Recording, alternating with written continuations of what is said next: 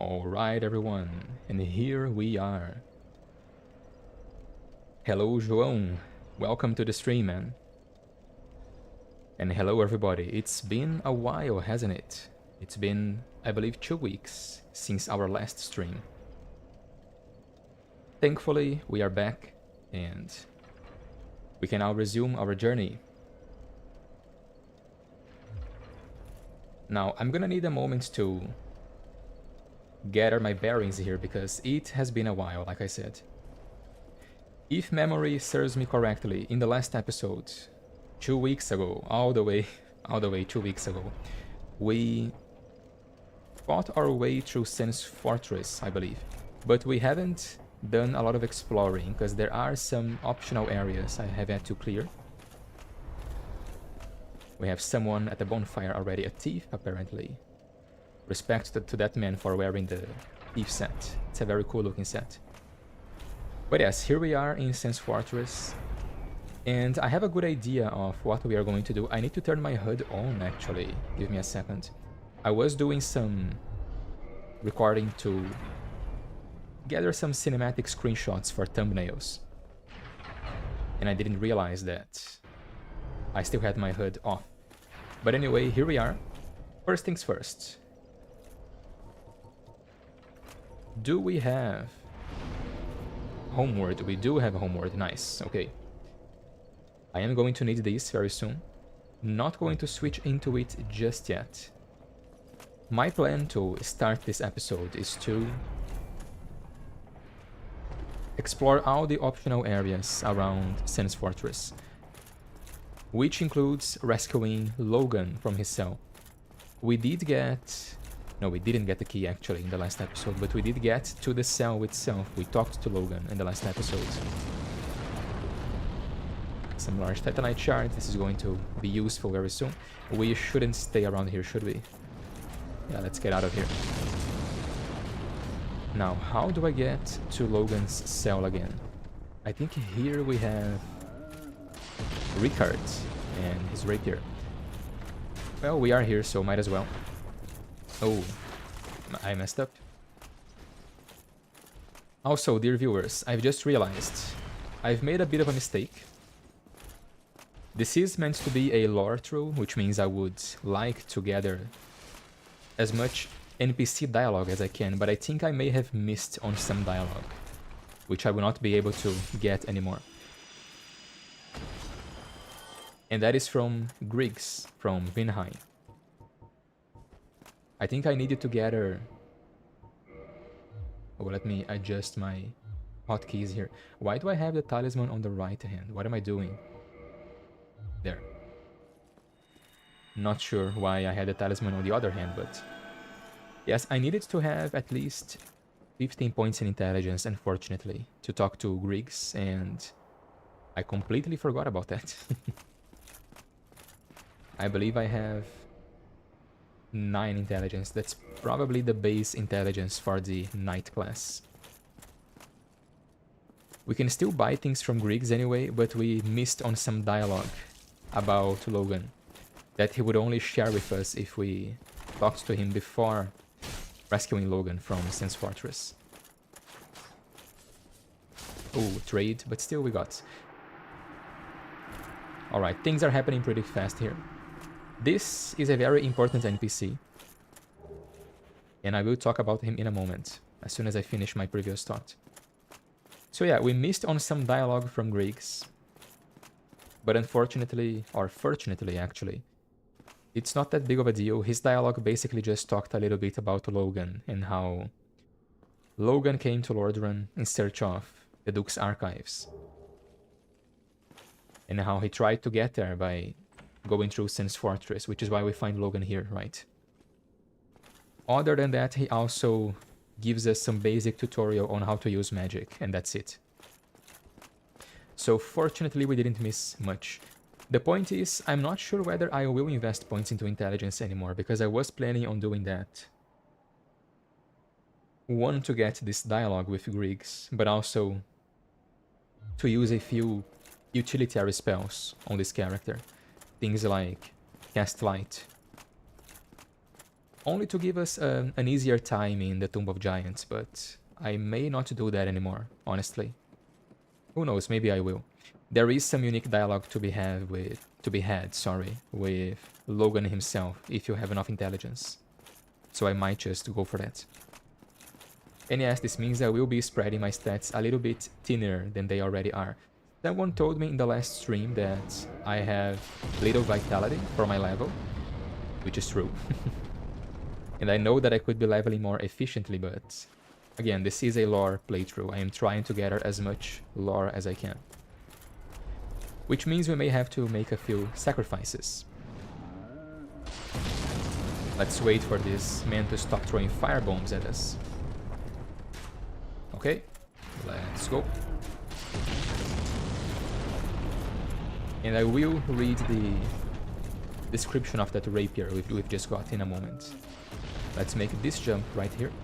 Oh, pretend you didn't see that, if you will. Can he throw fire bombs here? I think he can, because the ground is burned. So maybe we shouldn't stay here for too long. I can get a plunge attack on this guy, if the game lets me. Okay. Wow. What is going on? Nope. Oh. Strong attack. Yeah. We are off to a good start, aren't we? We are off to one hell of a start. Might as well explore this little area down here. We are just below the start of the area, where we would normally exit into from the bonfire. And as mentioned earlier, you may have noticed this already, but we have Boulder Knights. I keep saying Boulder, it's Balder, isn't it? We have Balder Knights, and we also have Baranike Knights here. Which again implies that these knights from other kingdoms were trying to reach Anor Londo as well. Alright. Let's slow down a little bit. We've gathered a couple of items already. First, we fought a knight in very stylish looking armor, and he dropped this. So let's read this. Ricard's Rapier. A rapier with intricate decorations, chosen weapon of the infamous undead prince Ricard. Ricard's exploits are told in a monomyth. He was born into royalty, but wandered the lands in a fateful, ill-conceived journey. He became undead and disappeared up north. So as I suppose we can assume that the man we've just killed is Ricard himself. It doesn't say where he comes from here. Undead Prince Ricard. But he was wearing the armor from Astora, this armor right here. Which we know belongs to Knights of Astora, so maybe Ricard was a Knight of Astora? I think it's safe to assume. And he had this rapier, which is amazing for dexterity builds. And it is known for having the coolest moveset in the game, as you can see. Awesome. If you put poison on this thing, like a poison resin, and do this attack, it's guaranteed to inflict the status effect you have on the weapon. It's awesome. I have used this a lot in Dark Souls 2, because rapiers are very powerful in that game. I haven't really played with it in Dark Souls 1. Maybe I should at some point make a dedicated rapier build in Dark Souls 1. So we found that, and we have a summon sign here. Interesting. Interesting choice of weapon. What is your name, sir? Teddy Roosevelt. Alright. That's gotta be a reference that I don't quite get. We are not going to summon... By the way, chat, we have been having connectivity problems recently. I am playing online for the moment because I would like to have some co-op and maybe some invasions too during the playthrough. If we start having connectivity problems again, I am going to just go offline because it's been unacceptable. I'm not sure what is happening with the servers in this game, but it's been too much. So let's try to make that jump again. Do I have force? I don't. You can repel the bombs thrown at you by this giant by using Force or Wrath of the Gods. Jump. Okay, we got it. We got it. And we have an NPC over here who is taller than our character. Initially, you may think that, but if you lower your camera a little bit, you're gonna notice a little trick by the developers here. My man is actually floating. Bro is floating midair. Check this out. Yeah. I think this is meant to emulate the fact that he's taller than us. He is wearing the steel armor, which is used by Baranike Knights.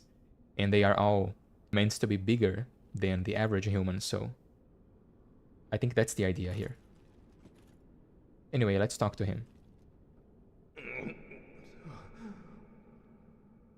Ah, what? What? Who are you? Ah, another undead. Yes?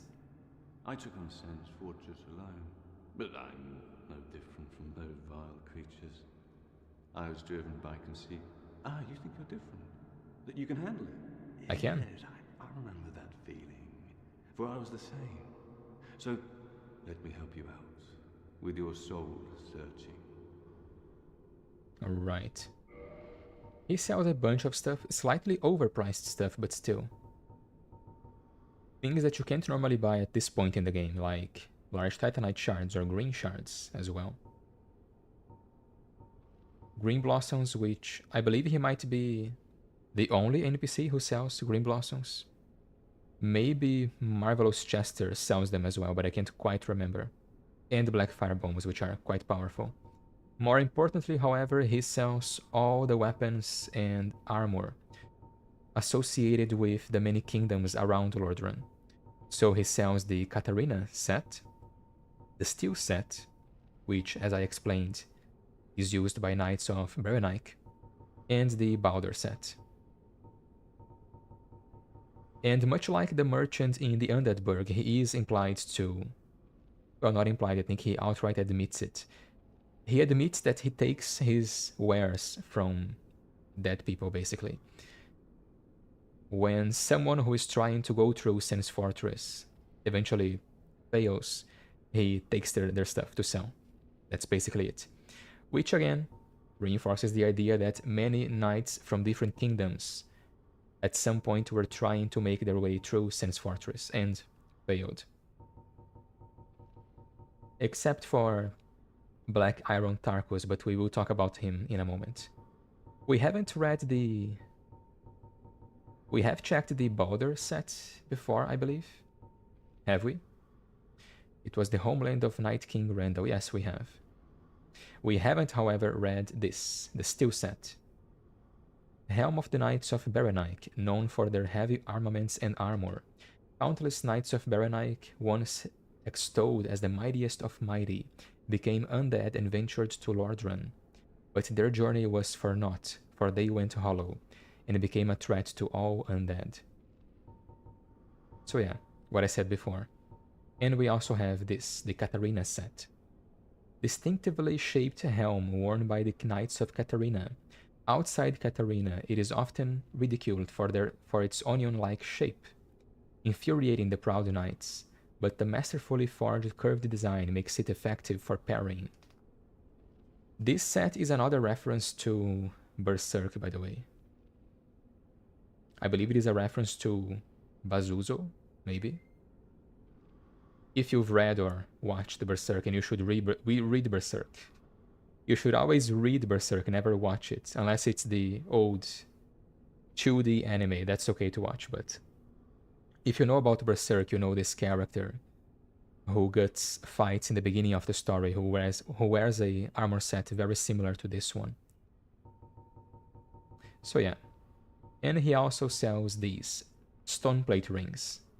Stone plates, the symbol of a true knight, grants the strength to face various hardships. The yellow stone plate symbolizes thunder and boosts defense against lightning. The blue stone plate symbolizes souls and boosts defense against magic. And we found the redstone plate just now. It might be a good idea to buy the Thunderstone plate ring here, by the way, if you struggle against Ornstein and Smo in Anor Londo, but I never found the need to do it, honestly. We'll see. Let's talk to him again. There's nothing more to say. I'm finished. We're both on the brink, you see. End of story. You bloody fool. Nothing else to say, he says. Let me give you a nibble of advice. Don't even consider visiting Anor Londo. Not in your state. For a century they've tried and failed. The Night King Rendell, Black-Iron Tarkus, and even Logan himself. You won't stand a chance, you'll be eaten alive. But go along if you wish. If only to deepen your despair. Alright, so Rendell himself, who is from Baldur, tried to bathe Sen's Fortress as well. I didn't actually remember that. That's interesting. So he mentions Tarkus as well, who is a knight from Berenik, who was particularly badass. Knights from Berenik are usually badass, but Tarkus was the most badass of all badasses, basically. If that makes any sense. Let me give you a nibble. Okay, he's just repeating dialogue now. You won't, but Yeah. nothing at all? Nope. Fine then. Rush in like a naked babe and be skinned alive. Whatever you say, man. This guy is basically a sore loser. He gave up basically on his quest and he tries to make you give up as well. Which is what sore losers usually do. We are not going to, however. We are going to forge ahead. Because we are too stupid to know when to quit. So I believe here is where we are going to find the key to Logan's cell. Yeah. You should have used lightning. Yeah. Should have used lightning, my friend. By the way, as always, chat, please let me know if my audio sounds alright for you. It has been a while since the last stream, but I believe everything should be sounding okay. I didn't really change any settings, so I'm hoping everything sounds alright. I did get the inside of my computer cleaned, however. So I'm hoping everything is sounding alright. Let's read the cage key, which is what we got from that guy down there. Cage key opens hanging cage in Sen's Fortress. Key to the hanging cage in Sen's Fortress. If a hapless adventurer becomes fatigued. If a hapless adventurer becomes fatigued during an imprudent attempt to overcome the fortress, the Serpent Man will not kill him, but lock him up in a lonely cage. Eventually, unless they have forgotten, they drag the victim off to who knows where. And who knows where is a place we might just end up in later in the game. But here the game is already implying that these snake men, they are more than we might initially think. Okay, I almost missed that. They seem to serve someone, and they drag people who are captured in Sen's Fortress to who knows where. Who knows where. Oh, you bastard. You son of a gun. Yeah. Do it again. Nah. Don't think so. I don't think so. Kinda unfair how much stability these guys have because they're wearing a buckler. He just blocked 2 consecutive greatsword attacks with his buckler. I don't think I can do that. You know? Either they have crazy high stability or they have insane stamina. Crazy high stamina because they can just eat things on their tiny buckler as if it's nothing, you know? Then again, I suppose it's a necessary thing to make their playstyle possible, you know? It would be too easy to just break their guard otherwise. Alright, so first things first. Let's use the key we've just got. Right here. And let's go down. Down we go. I am going to save Logan before we do anything else, because after I'm also going to fight the Titanite demons on the lower area of Sen's Fortress. And I am going to have to teleport back to the bonfire consecutive times to kind of cheese my way through the Titanite demons, and I think doing that is going to reset the wall which blocks the path to Logan every time. And I don't want to have to deal with that. Oh, why is that not a backstab? Come on. Well, that works. We did break the wall on the last episode. Yeah, there we go. It's still broken. It's still broken, and that guy is still leaning against it.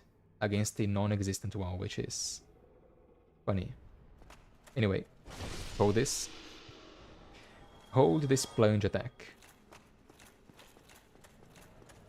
Now we can release Logan. Oh, heavens. Thank you. I'm saved, and I'd love to resume my travels. But I must log a few things first, and I owe you a favor. I will return to Firelink Shrine. Speak with me there, so that I may impart my sorcery. Oh, we are being invaded. Oh, hello. Don't mind me. He didn't see me. I'll be along later. He didn't see me. I'll be just fine, young one. Yeah, sure thing, man. Let's gather the item here. He might hear my footsteps now that I'm moving. And then I won't have to come back here. Well, that's why we are playing online, everyone. Man, I wish I had Wrath of the Gods. We got Soul of a Hero, right? Yes, we did. These are a bit rare to find. So question is, where should I fight this guy?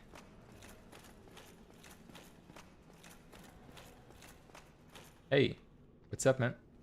How you doing? You wanna fight? Oh, I don't like that. No, thank you. Parry. Oh shit! I got it. Oh, partial parry. Ah, damn it. Hey, I got a parry. I got a parry. Alright. Okay, let's indict him so he gets more PvP. I got a parry. I'm riding that high until the end of the stream, okay? I don't care if I died. I got a medium shield parry. Anyway.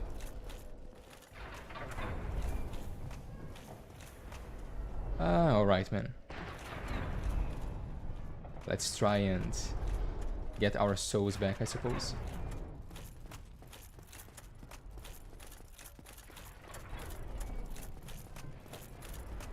He was playing relatively clean compared to most invaders, you know? Because I'm gonna be honest, I'm not a huge fan of PvP in Dark Souls 1. All the tech is a bit confusing. And yes, I know that people will say that it's not that difficult, that it adds an interesting layer of complexity to the game, but dude, it just looks goofy, you know? The whole chain backstab shenanigans that happens when you get invaded is just... I understand there is a logic behind it, but it just looks super goofy and I really don't feel like interacting with it. There should be a snake man here, shouldn't it? Huh. Well. Oh, I died, so... the wall reset, didn't it? Although I didn't die behind the wall, so my souls are not hidden, I think. They should be outside the hidden area. Yeah, taunt. Talk shit. Talk shit. This is what you get. This is what you get. Damn it, my souls are not here. So I'm going to have to open the wall again. Well, I can show you the trick again. on how to get the wall open. Let's hit this guy. Okay, I need you to move away from the wall a little bit, and now let me stay here. Do it again.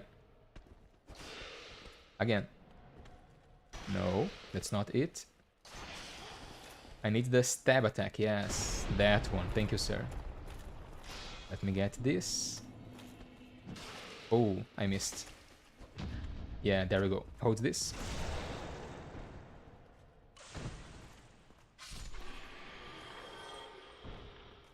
And there we go. So what should we do now then? Is there anything else to explore around here? I believe there might be actually. There is an optional area we can explore. Yeah, let's do that. There is the lower area, the lower Sen's Fortress. That's where we're going, but I'm also thinking of the area with the giant. So I'm gonna jump here. Let's activate some healing, some passive healing.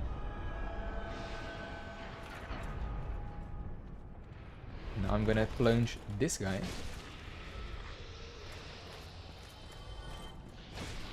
Kill this guy. Not get hit by this guy. And there we go. This is the route that I like to take to fight the Titanite demons. We might kill one of them right now, but I'm not gonna fight all of them just now. So we just jump down here. Should probably equip... Where is it? This. And then it's just a matter of using the same strat we used against the Titanite demon near Andre's bonfire earlier. Can I get an angle on this guy? Yes. Which is to say, let's zap this guy until he's dead. It's very easy to just strafe his lightning attacks. Another one. Let's also not get too close because he might do the jump attack. Yeah, there we go. And that's one. Took me 5 lightning spears to take this guy out, so I should be able to get another one. And there is one right here. Yeah. Man, the lock-on distance is quite generous, isn't it? I think this guy is kind of stuck in there too. No, thank you. And dodge. Okay, that's 2 Titanite demons. Another demon Titanite, and we also have some items over here. A soul and a scythe. Let's check this out. Scythe. Halberd with a large blade, scythe adjusted for battle, designed specifically for slicing. However, one false swing leaves one wide open.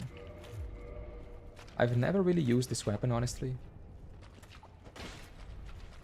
It's a halberd, but no thrust attack, which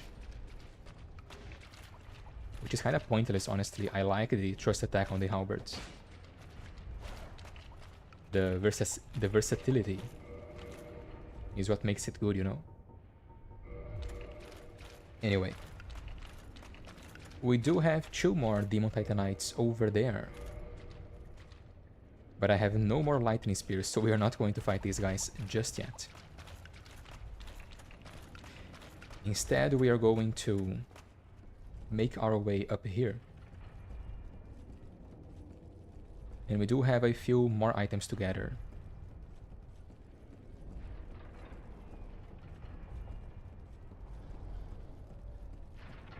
Insert the Metal Gear meme here, you know, the latter one.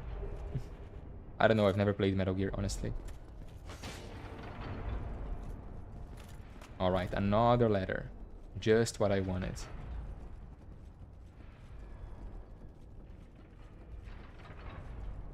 Oh my goodness, it's a long one. And there we go.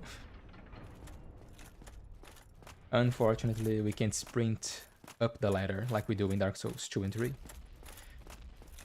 Now we have a giant who is ridiculously easy to deal with. This is one of the giants who opened the gate. Oh, I'm getting stomped. Yeah. This is dangerous. This is dangerous. Okay. We're good. We're good. And another one. Another one. There we go. That's the one dangerous attack these guys have. Like I said, this is one of the giants who opens the gate for us. Can we see the other one? This is the chain, right? Where is the gate, though? Where is it? So that's the walkway to the bonfire down there. So I assume the gate is somewhere below us right now. Hi, Cindy, welcome. Good to have you here as usual. No, that's not it, is it? Or is it? I don't think so, actually. Because that's the church right over there. Man, what is going on? No, this is the walkway. Yeah, it is. There's a message down there. So I assume the gate is directly below us. So one giant is here. Where is the other one? Huh. Strange. Somewhere in this direction, maybe. Yeah. Hard to tell, honestly. The cutscene which shows the giants opening the gate kinda implies that there is one giant to each side of the gate, so I thought we should be able to see the other giant, or the other chain at least. But I guess not. So we are going back to Firelink Shrine very quickly just to check on Logan. Yeah, we are trading a hit here. We'll do this for me. Another one. Yeah.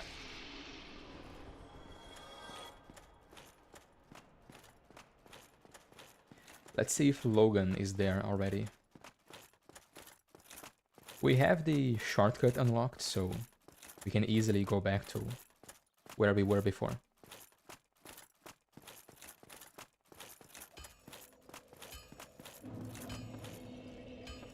How is everyone, by the way? How are you guys doing on this fine Saturday? Should we upgrade anything? Oh, we have an Astra Straight Sword +5 as well. I think we can upgrade our longsword, maybe.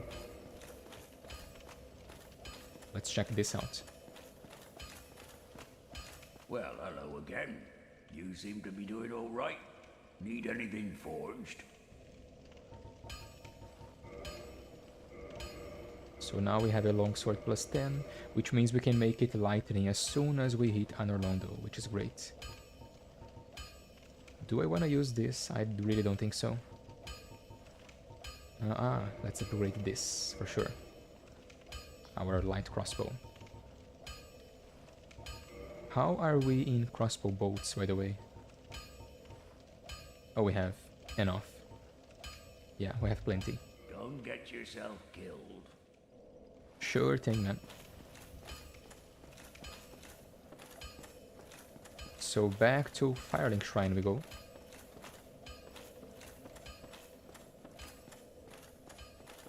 I would like to not lose more dialogue on this playthrough. I believe I've already lost, like I said earlier, some dialogue with Griggs. So let's check for Logan. Back in Firelink Shrine.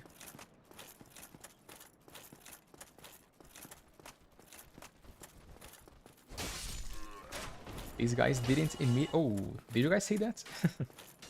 The moves on this Hollow Soldier, man. The moves on him. Bro's got the moves. There we go. He may be hollow, but he's still got the moves. Have we bought everything from her, by the way? I am most pleased to find you in good health. I am ready. Let us speak of miracles. Let us. Heal, Great Heal, Exert, Homeward. I already have a Homeward though. Let's get Force and see if I can show you guys how we can deflect the bombs thrown by the giants. And Magic Barrier too, that's interesting. Heal, Great Heal, Exert, Homeward, Great Heal. I'm gonna get Great Heal as well. Yeah, all the miracles I don't have yet. There we go. Then be safe. Farewell, Varier Nox. Varier Nox.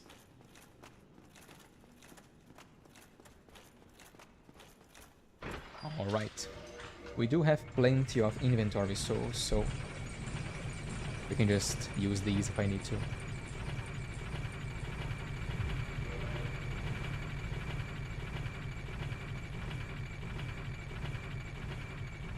Have you guys been playing Dark Souls recently, by the way?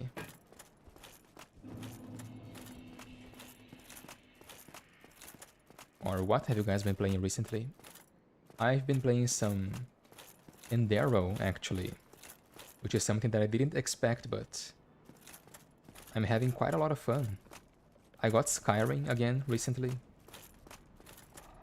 and I had the itch to play modded Skyrim, but at the same time I didn't have the patience to start reconstructing my mod list, so I just downloaded Endero instead, and I've been having quite a lot of fun with it.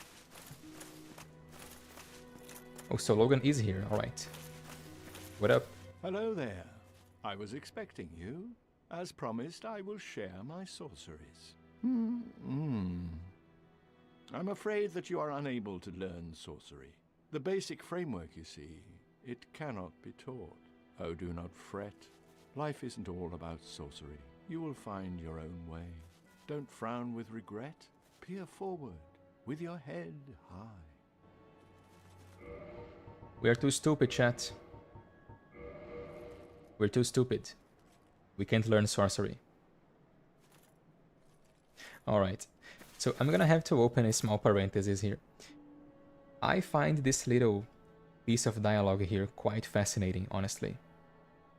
I've made a video, it's on my channel by the way, you guys can check it out, about what could humans do, basically, before they had their darkness sealed away by Gwyn, you know? What was the ability of humans, their true power? And I have theorized that humans can level up, basically. That's the original power humans had way back in the Age of Dragons. The humans who fought alongside Gwyn against the dragons, you know. They could absorb souls and level up, become stronger. Which is what we do in the game. The reason why we can do this is because we are, quote-unquote, going undead, going hollow. Which is just a fancy way of saying that the seal of fire placed around our darkness is weakening. So our true nature is coming to surface. Humanity's true nature is beginning to peek its head out, basically. So this is why our ability to level up comes back to us when we are hollow.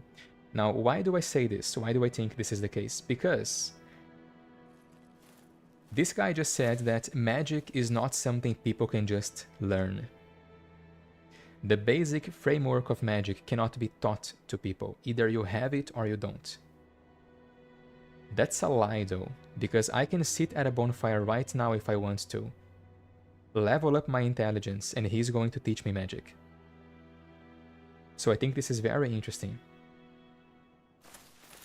Humans in their quote-unquote human form, in the fake form created by Gwyn, they can't just learn magic. Either they have the talent to do it or they don't, right? But original humans, in their original form, they could just level up whatever they wanted. They had no limitations, you know. Which is quite interesting to think about. But yeah. Weird theory, but it kind of makes sense to me. It's on my channel if you want to check it out. Let's speak to Griggs as well. Oh, hello again. I was waiting to tell you. Master Logan has returned, and he tells me that he has you to thank. Well, we are both in your debt now. Thank you, sincerely. He's just over there. Go along and have a chat. And of course he's excited because he is Logan's #1 fanboy.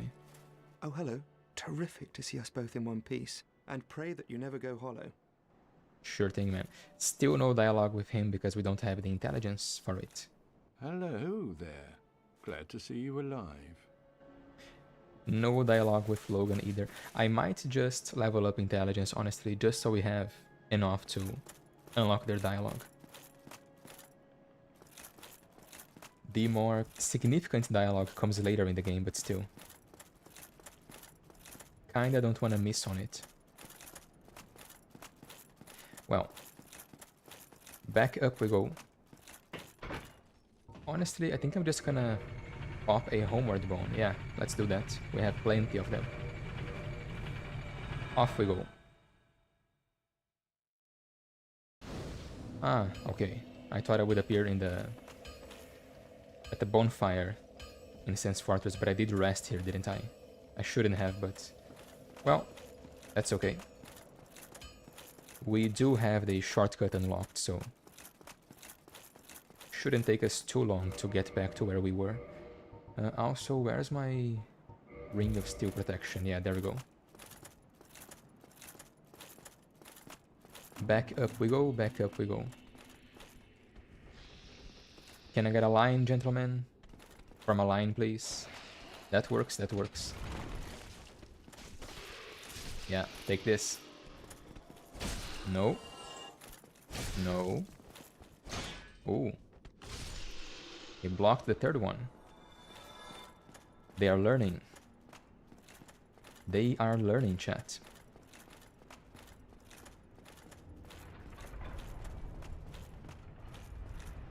Alright. We're just gonna grab the lift, the cage basically, and go back up. Jump attack. Gotta watch out for the snake above us. There. So let's sit at the bonfire again, and I'm going to equip the Homewards Miracle. So we don't have to use bones to go back to the bonfire. Because I am going to teleport back to the bonfire a few times. This is a nice way of getting as much Demon Titanite as you can, by the way, in the early game. If you want to get to Anor Londo and have enough Titanite to fully upgrade a boss weapon as soon as you find a blacksmith, this is how you do it. You don't need Homeward for this, it just makes it resource effective, you know. So if you are playing a Faith build, this is an advantage you have, I suppose. Can we equip the crossbow and still medium roll? We can, alright. So let's do that. Alright, so we're going to take the lift again.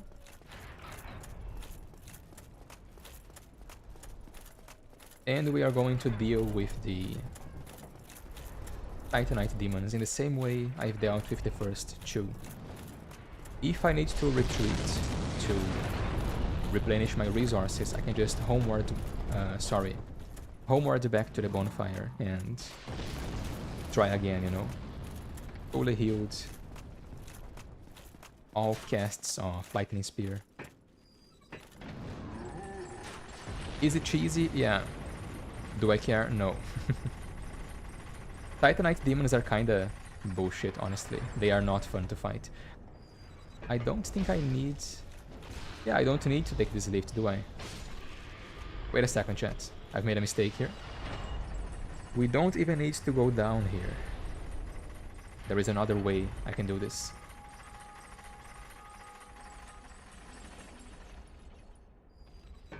If we go back to the bonfire... Bear with me here, chat, bear with me. It's been a while since I've played through this area, okay? I'm trying to figure things out again.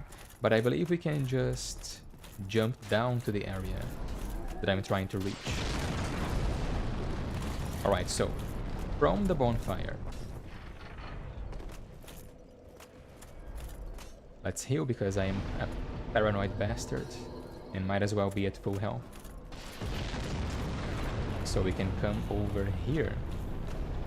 But this time we go this way. Yes, that's it. I'm gonna deal with this guy over here. Just to make sure I don't have to deal with him later. And now we can jump down here, actually. We'll roll on the way down to reduce the damage we take. Again, if you're playing a Faith build, even easier because you can just heal the damage you take very easily. Now there is a guy stuck over there and there is this guy over here. Let's deal with them. Very easily stun locked if you have a great sword. There we go. And the other guy, I don't want him to jump down honestly, but shouldn't make a difference honestly. Yeah, doesn't matter if he jumps down.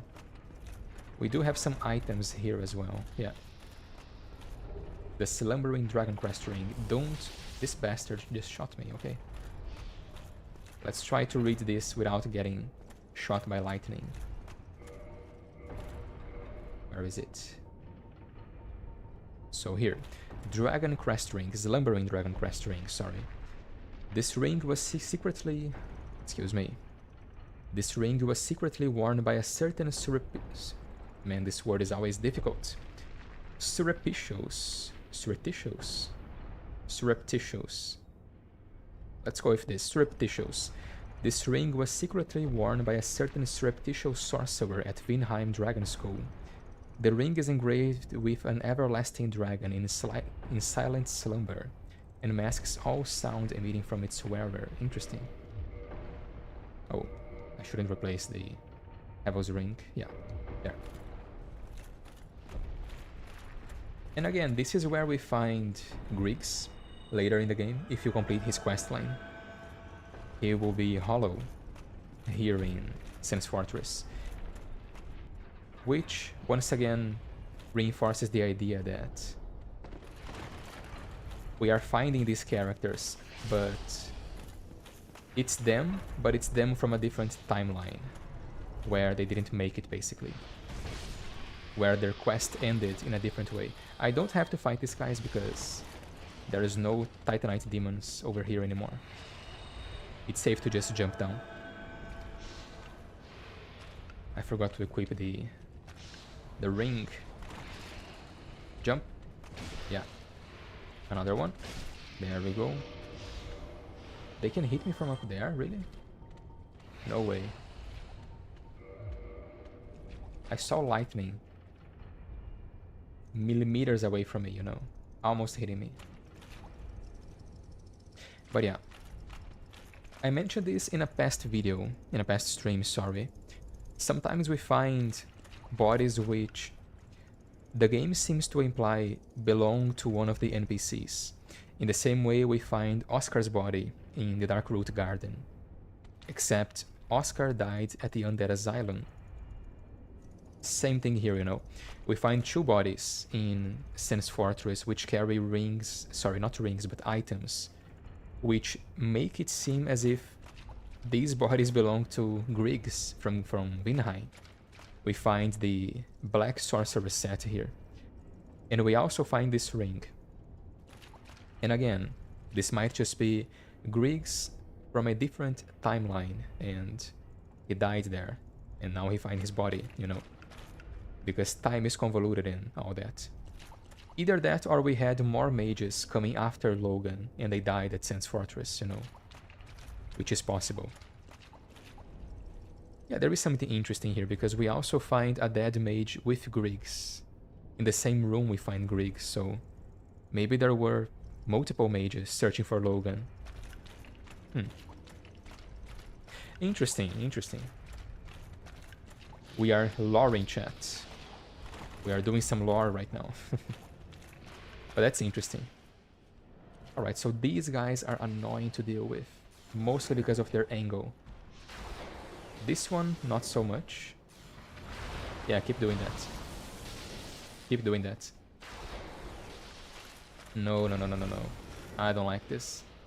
Can I hit? I can't. Oh, yeah, this is a problem. See? And then the snakes might be able to hit me if I'm not careful.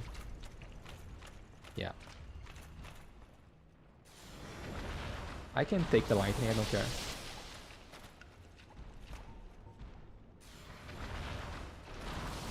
This lightning curves, by the way. Be careful. If you're doing this, be careful. That thing can actually curve around and hit you. Lock on, damn it. And the reach on that attack is kinda ridiculous too. This is a bit cheesy, sure, but honestly, chat, tell me a better way to do this. Oh yeah, this is bad. See? The enemy is chasing me. What am I supposed to do about that? Do it again. Take this. Yeah, stay right there, sir. You son of a gun. Okay.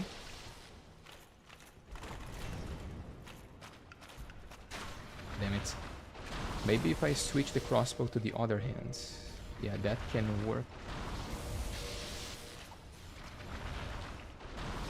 Look at this, man. Ah, damn it. Okay. Yep. I don't feel sorry about chasing this guy at all. Because the thing is, if I just go into that room, the other Titanite demon in the back is going to be aggroed. And fighting two of these guys is just unpleasant, to say the least. It's one of the weak points of the game, honestly. These guys are kinda goofy, kinda weird to fight. Their hitboxes are strange, honestly.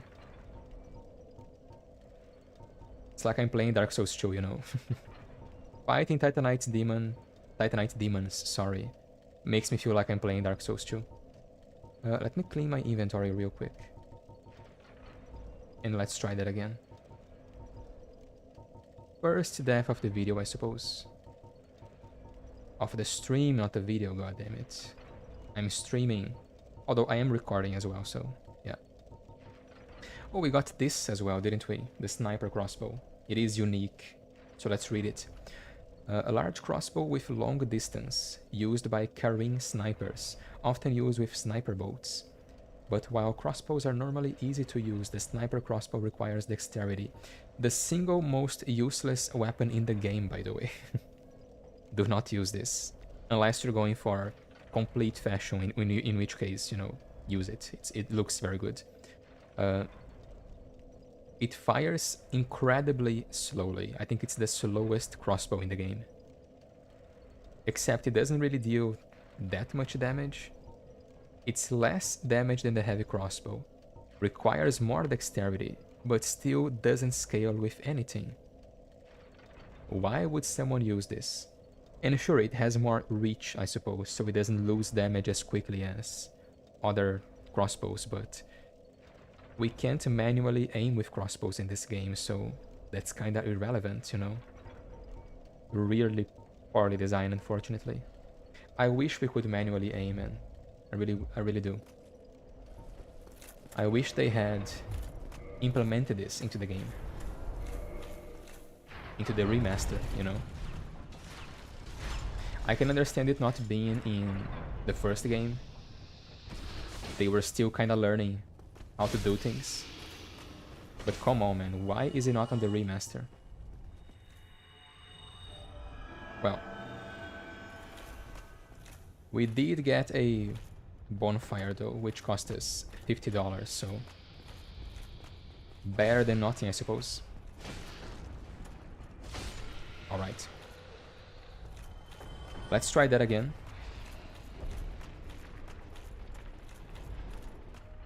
Jump down. Roll. Plunge. Jump down. Ah, one of them came after me. Alright. Son of a... Let's not die and lose our souls, shall we? Jump attack. Alright. Alright. Round 2. Sometimes these guys will jump down and follow you, so be careful. So let's try this again.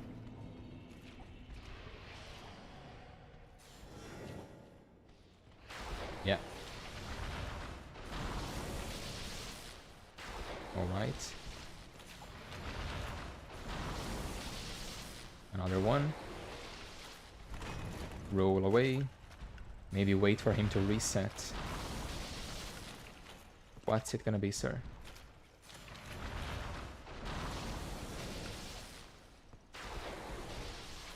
Okay. Yeah, that can hit me. If he aims properly, that is, but... What is bro doing? Dude. Yes, there we go. Okay. Where are you aiming at moment? There we go, okay. That's more like it. See? I'm getting cheesed by the enemy. Once again. Yeah, no thank you, sir. Do not hide, do not hide. Yeah, ah, damn it.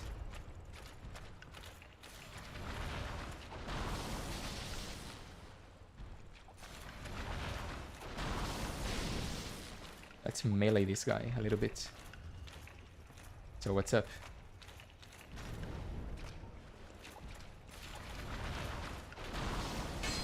I'm gonna melee him again. Okay, that I can work with. Yeah. That I can work with. That's a nice angle. Shoot. There we go. Crossbow. And nobody expects the crossbow. The quick-fire crossbow. Oh, look at this. We got lucky, chat. Titanite catchbow. I only have one lightning spear left. In the spirit of being a good sport, I'm going to fight this guy, but if you're doing this, I suggest just homewarding back to the bonfire and coming back here with a full cast of lightning spears. Come on, dudes. Shoot lightning at me, you know you want to. There we go. Oh, that deals no damage. Okay, let's try to fight this guy fair and square, you know? Let's see how this goes. Not bad damage. Just one hit. Okay. When they don't have clear line sight of you is when they usually try to jump, so you can kinda manipulate them into doing that.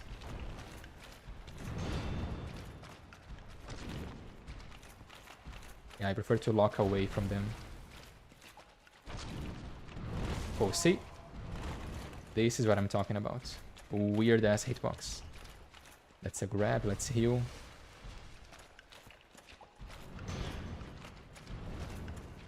Yeah, we can just strafe. Strafe and hit them. Come on, you bastard. Insert epic combat music now. Oh, weird. What just happened? He's gonna jump. Yeah, figured. Come on. Oh, damn it. Okay, I can just strafe that. Let's back away and heal. That works, that works. I can just strafe and heal. Okay. Good. We're gonna jump? Yeah. Thought as much.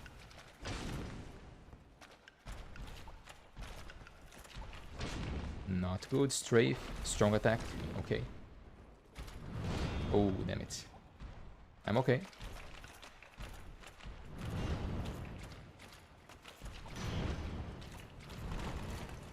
No third hit.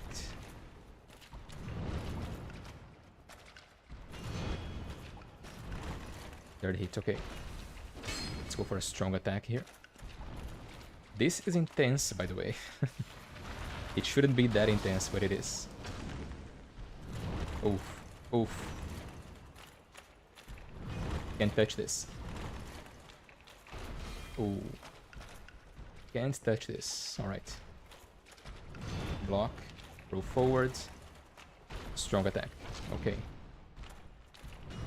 Ah, damn it. Back away and heal. Thankfully, we are not playing Elden Ring, otherwise he would have leaped forwards at the speed of light to punish our heal. This sucks so much. This jump attack is deadly because they can hit you with their weapon, but also with their ass, basically. They can sit on your face. And it deals insane damage because both hitboxes can hit you at the same time. And it's ridiculous. And their tail can hit you too. One more hit. Okay. Oh, yeah. See?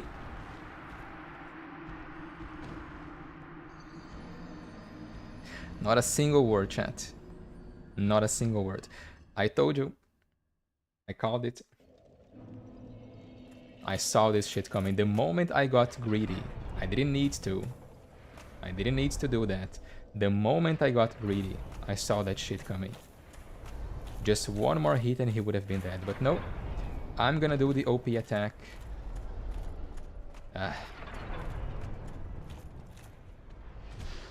Get away from me, damn it. Okay, let's heal. Let's deal with this guy. Oh, accidental backstab, that works. I'm not complaining. Then we have this guy.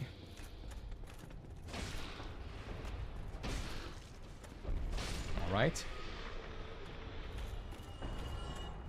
Yeah, the most frustrating part of Sen's Fortress is dealing with these guys, by the way.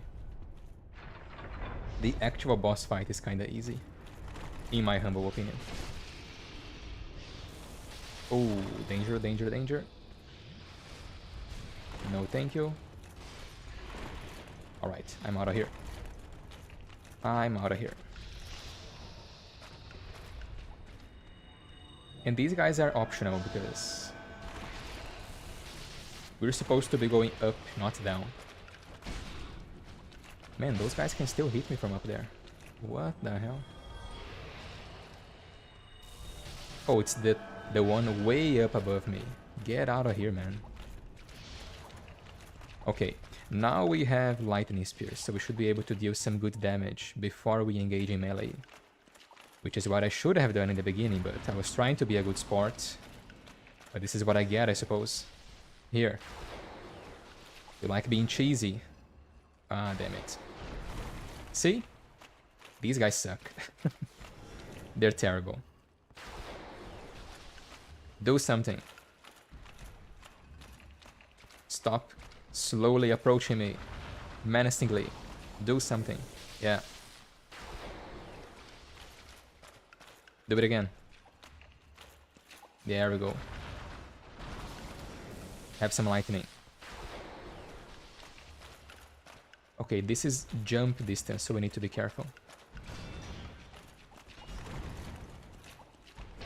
Yeah, this is dangerous. Let's go for some more lightning. Come on. I think I can shoot from here. That's safe. Yeah. Worst that can happen here is trading hits, and I don't mind trading lightning. Again, that's not within jump distance. Another one. And another one. Is that it? Yeah, that's it. There we go. That's how you deal with these guys. Do not give them a fair fight, because they don't deserve it. These bastards don't deserve it. Alright. Oof. Give me a second, chat. Let me catch my breath.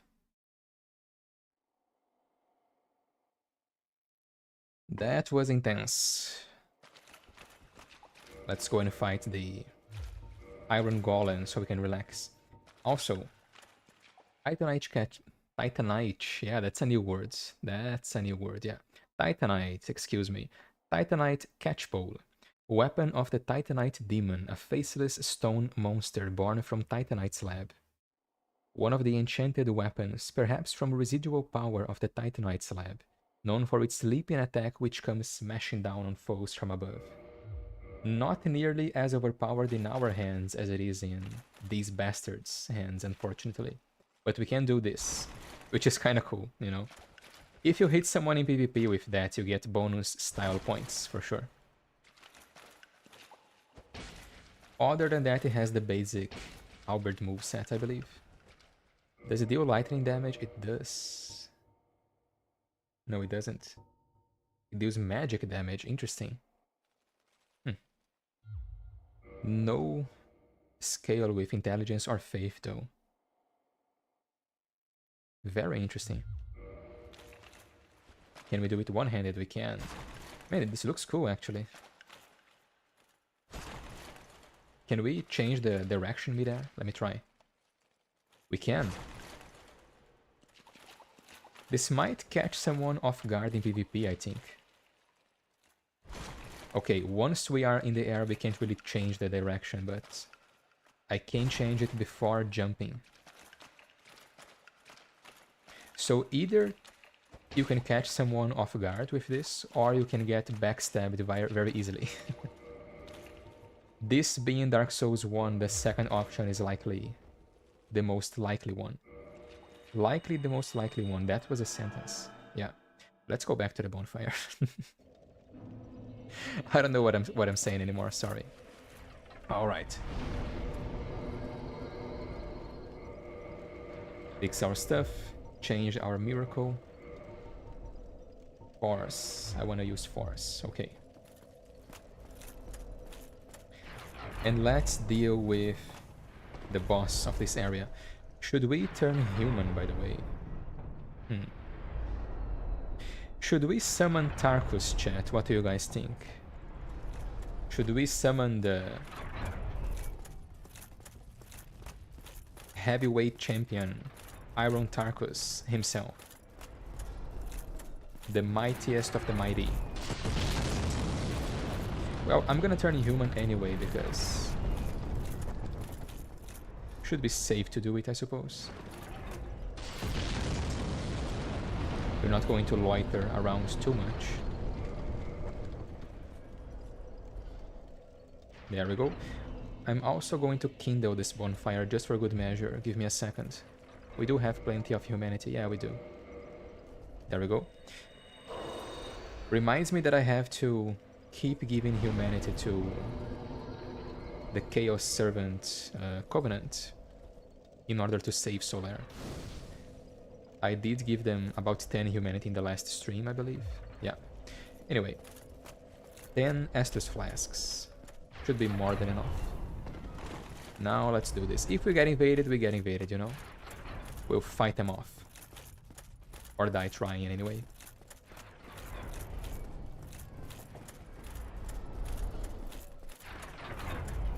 So let's go this way.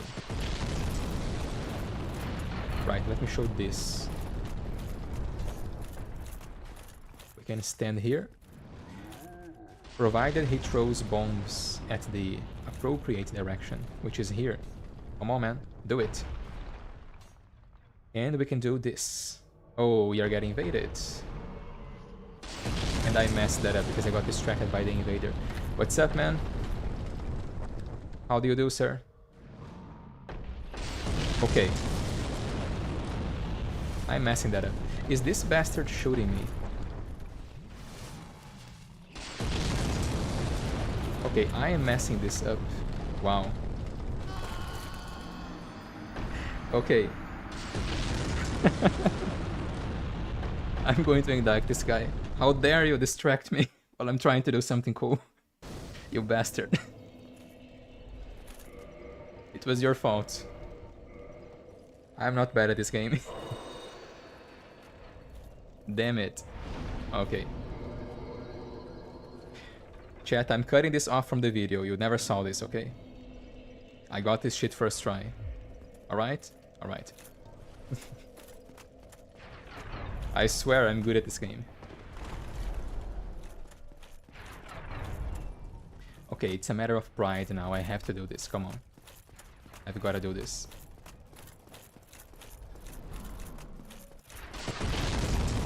Can I do it from here? I can. Come on. Do it. Hit me. I dare you. I got it. Did I? Damn it.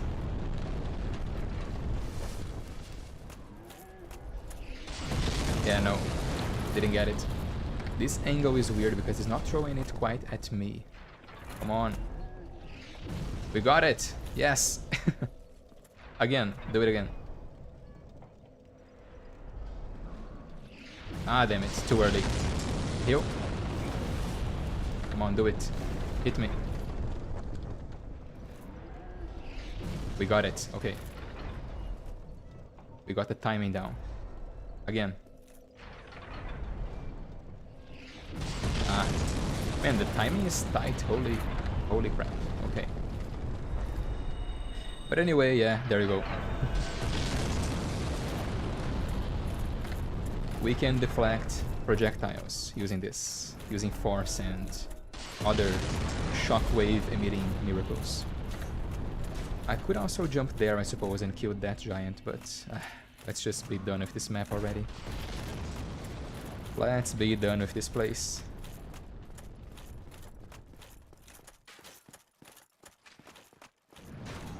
Specifically, let's be done with this damn firebomb throwing giant.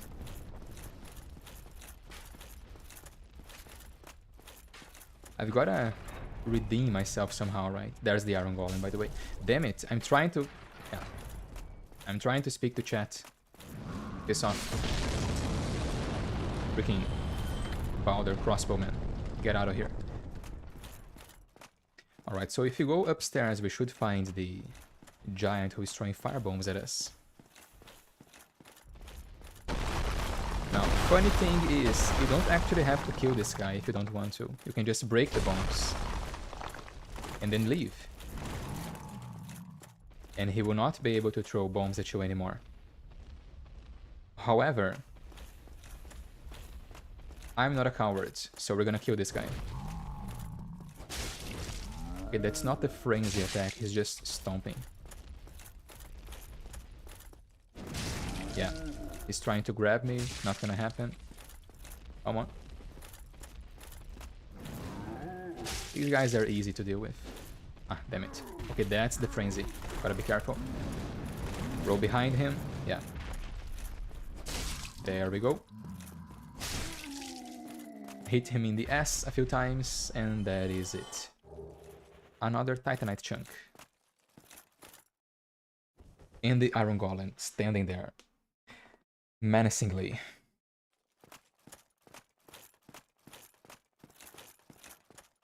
This has been quite the exciting episode. Lots of summon signs here. Katana or rapier? Neither. I choose greatsword. This is what I choose. The #1 heavyweight champion, Tarkus. As far as we know, the only warrior to conquer Sen's Fortress, besides us, that is.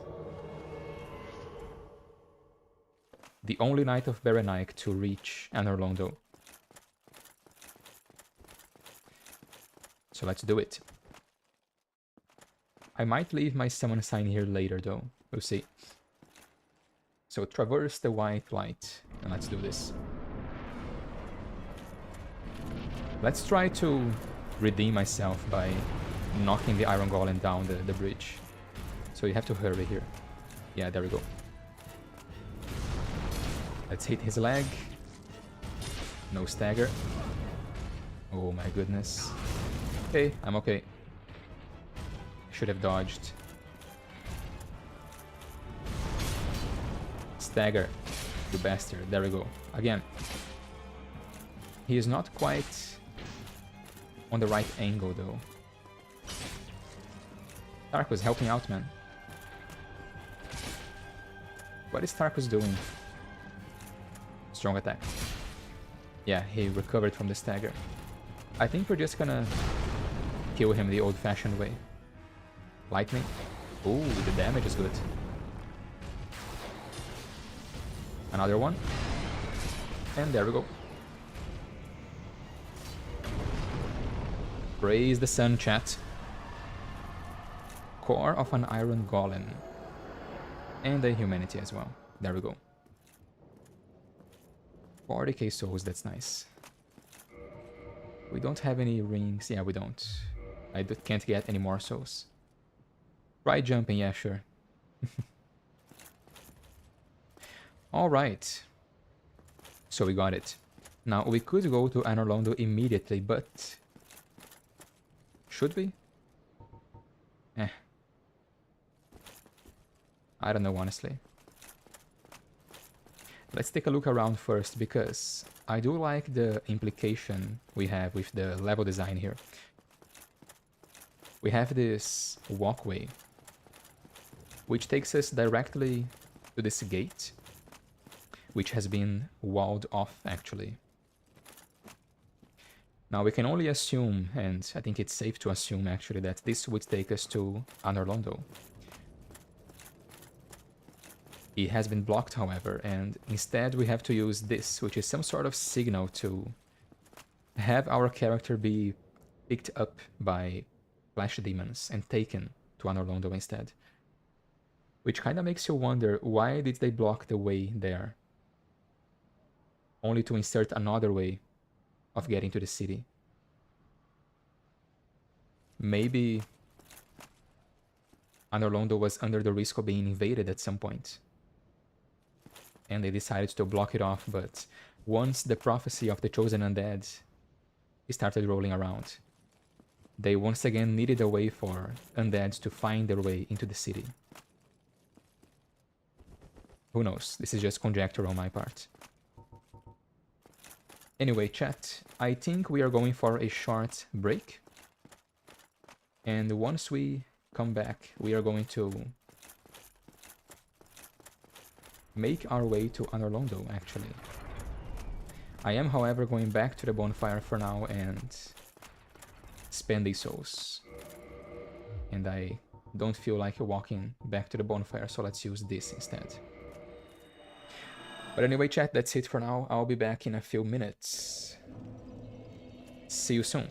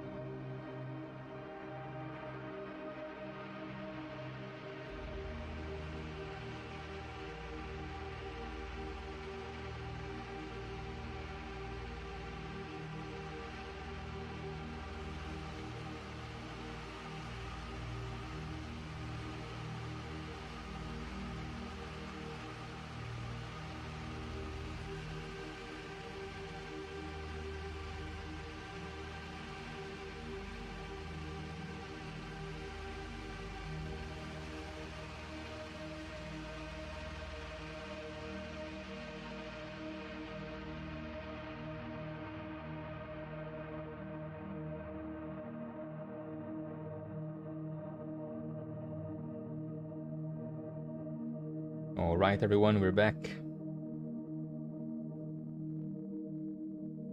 Simeon asked me where I was. I'm right here, man. Don't you worry. Sorry to keep you waiting. And back we are to the game. Did I hit the right key? I believe I did. Alright chat, so what are you eating, Simeon, that I kept you waiting?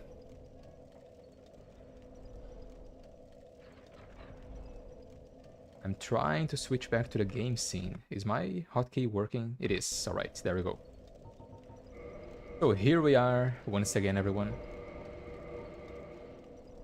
Kept you waiting, huh? So here's the plan, chat. Here is the plan. I would like 30 points in faith. Yeah. And I will start slowly leveling my intelligence as well. I know this may seem useless, but I would like to unlock the dialogue with Logan before we depart to Anor Londo if possible. After that, I think we are safe to just invest points into vitality and endurance until the end of the playthrough. I would like to get to 50 points in faith, but I don't think that's usually possible in a regular playthrough unless you farm quite a lot. From my experience having played this build before, it tends to not be possible. And 2, kinda useless to do because the one miracle which would require us to level our faith all the way to 50 won't really be available until New Game Plus, so no reason to go all the way, I believe. Let's go intelligence. I don't think we're gonna have enough to go to 15, unfortunately. Just a little bit more. One more point. And we do unlock some interesting spells by having 15 points in intelligence. And I did mention earlier, in an early stream, that this build ends up with extra points, right? You end up with points to spare. Because it's such a simple build to make. So there's really no harm in doing that. However, I don't think we're gonna be able to get our intelligence to 15 before going to Anor Londo after all, which is fine. I'm gonna leave my summon sign here. See if anyone summons me as I make my way to Anor Londo. And once I get there, I can pretend to be good at this game again. Because goddamn it, I'm not feeling very good at this game right now. So let's get there so I can pretend to be a decent player again.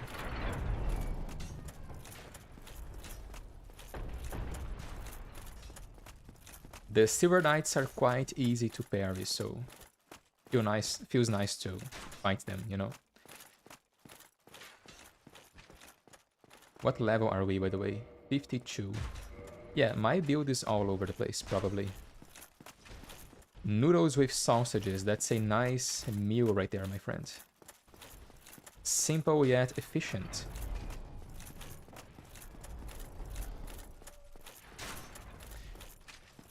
Look at that archer. Excuse me, crossbow man. They look kinda dark from here, like a shadow. Creepy.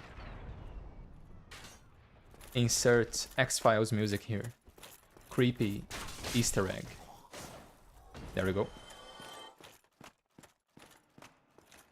Okay, so we didn't get any summons. That's alright. There should be plenty of co-op to be had in Anor Londo.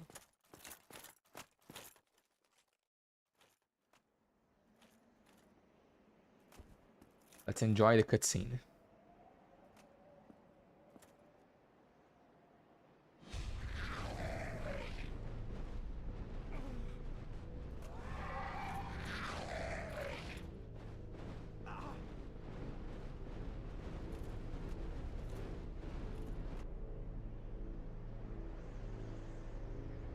And here it is, chat. Here it is.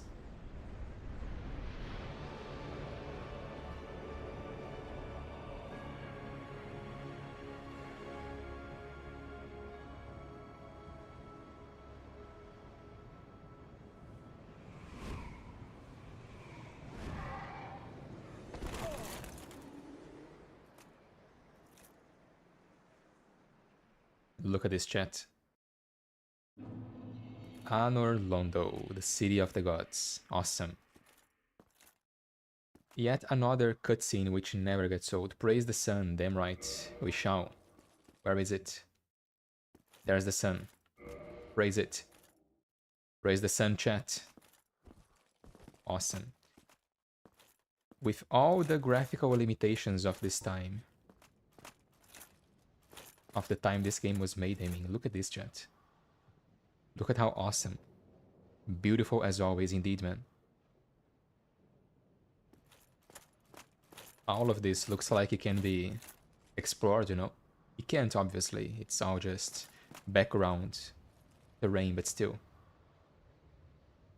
They've made a great job at making this place feel enormous, you know? Like a huge city. Really cool. Really, really cool. Alright. Beautiful as always. We are now in Anor Londo. And we immediately come across these guys, which don't immediately attack us, interestingly enough. These cool-looking guys. Not gonna mess with them just yet, because I don't trust my luck anymore. After that death against the Titanite demon, I no longer believe in my own luck, you know? We are going straight for the bonfire. We are saving our checkpoint. We are playing it safe, chat. We are playing it safe.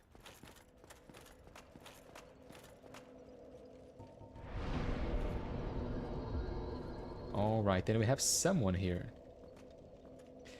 Very stylish looking armor, by the way. One of my favorite armor sets of this game, honestly. Looks so cool.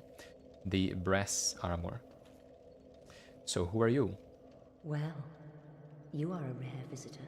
Welcome to the lost city of Anor Londo, chosen undead. If you seek Lord Gwyn's old keep, exit here and head straight yonder. If you are the chosen one, a revelation shall visit thee. What follows thereafter depends upon you. Right. What is it? What am I? Well, I am the keeper of the bonfire. If not for me, what beacon would there be in this lost city? A gatekeeper and a guide. That is my calling. A gatekeeper and a guide. Anything else? The bonfires attended by the keepers are special. They are linked to one another, and their flames never die. Yet never shall the keepers of these flames meet. So the bonfires which are tended to by a firekeeper are supposed to be linked. I wonder if at some point we were supposed to warp only between these bonfires, you know, which would have been a nightmare.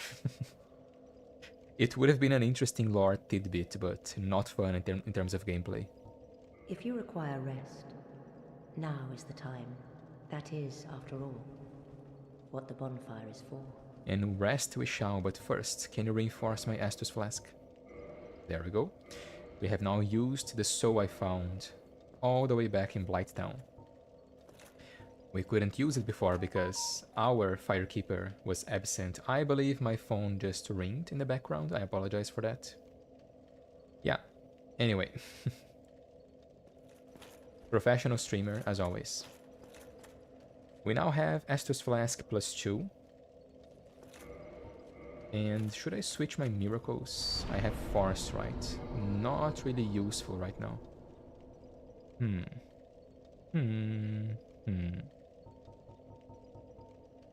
We can go with this for now, Wrath of the Gods, because we do have 30 points in Faith now. Which also makes me wonder, is the regular talisman better than the Tolerance talisman? Again, the Tolerance talisman has no scaling. So at some point, a regular talisman will be better than it. It isn't. By a very small difference though, the Toralund one only has 5 magic adjust more. Alright. So let's stick with it for now. Let's use it.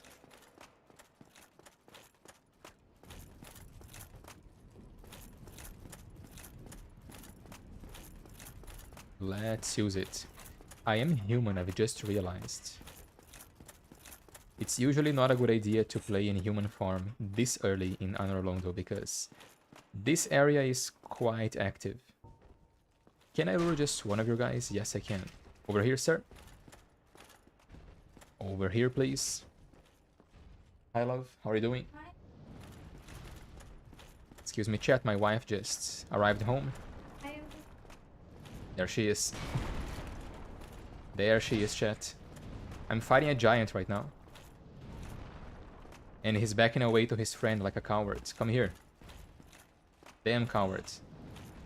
Yeah, let's unlock and hit this guy. Here. On his chins. Give me those chins. Hand them over. Hand them chins over. Damn it. Where did you find this shield? Dark Souls 2?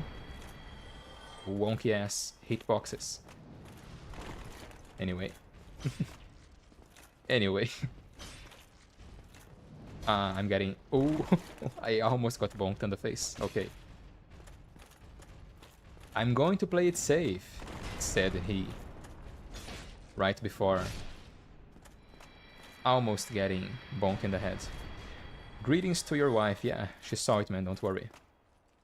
Chat just greeted you, by the way. I don't think she can hear me. Alright, let's heal up. And for defeating these guys, we got this.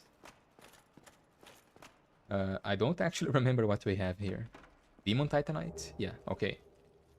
And we also have what I like to call foreshadowing. Yeah. Foreshadowing, chat. Beautiful statue, though. Alright.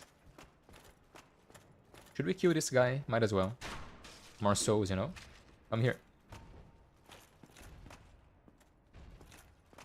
Hand and shins over. Okay, that was supposed to be a horizontal swing, but sure. Not all that much poise on these guys. I thought they would have more, honestly. It's easier to fight these guys unlocked. Yeah, oh. Something weird happened there. Feels like I hit this guy twice. Alright. Let's go.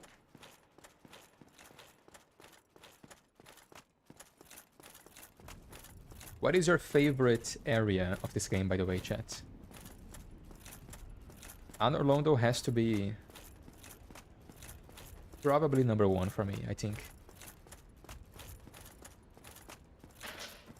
Yeah, I would say so. It's one of the last areas where you can consistently get multiplayer, I feel, because after here the game gets kinda open. You can go wherever you want, and having a open map kinda makes it difficult for multiplayer to happen. On a consistent way, that is. Okay, bro just missed completely. And he got staggered. And he's dead. Yeah. Anor Londo for sure. Yeah, figured. This area is just awesome.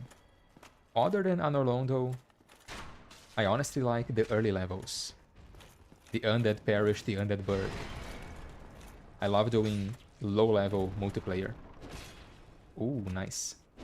And another one.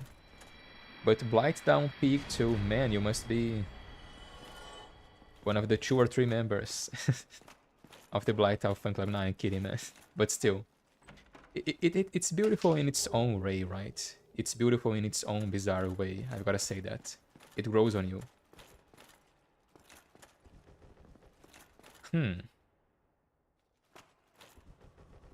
A chest with a bloodstain right in front of it. Let's try not to accidentally open the chest by interacting with the bloodstain. Yeah, my man got destroyed. Poor guy. Oh, he lived. He lived. And then he died. Immediately after. Alright. Wake up. You can't fool me. Eat this. Ooh, nice. Another one. And there we go. I think you should open it. Yeah, sure, man. Absolutely. A crystal halberd. Alright. How much damage does this do? 320 versus 385 of our regular Divine Halberd. 320 of pure physical damage though, so that's actually kinda good. We might use this for this level at least. Might as well use it, you know. Or maybe not, maybe I'll save it for the fully upgraded Crystal Weapon achievement, which I haven't gotten on the remaster yet. Or have I? I don't know actually. I've gotten the Platinum Trophy on Prepare to Die edition, not on the remaster, not yet. I've been kinda postponing it, namely because of the Channeler's Trident. Not eager to farm for that again. Have you guys gotten the Platinum Trophy on this game, by the way? Not a fun experience, honestly. I'm not even boasting, it's kinda not fun. It's one of those things you do while having your game muted and having a podcast playing in the background, you know. Alright, what do we have here, I wonder? Some strange gold light. Not quite the ones we find anywhere else in the game. This one is yellow or gold. What's this all about? Examine brilliant light. Sealed by the Great Lord's power. Alright. So we haven't actually seen any more of these lights in the game, but had we tried to continue exploring the Tomb of Giants, or had we tried to continue exploring Lost Izalith after defeating Quelaag, we would have come across more of these lights here. These, for our one or two of you who don't know about it yet, were placed there by Gwyn to basically keep people from accessing the other Lord Souls, or shards of the Lord Souls anyway.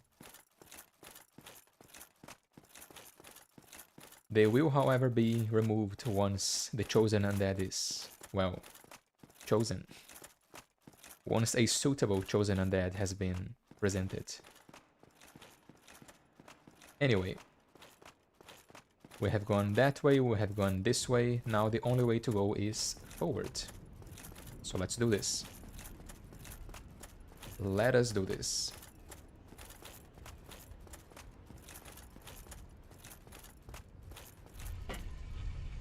All right.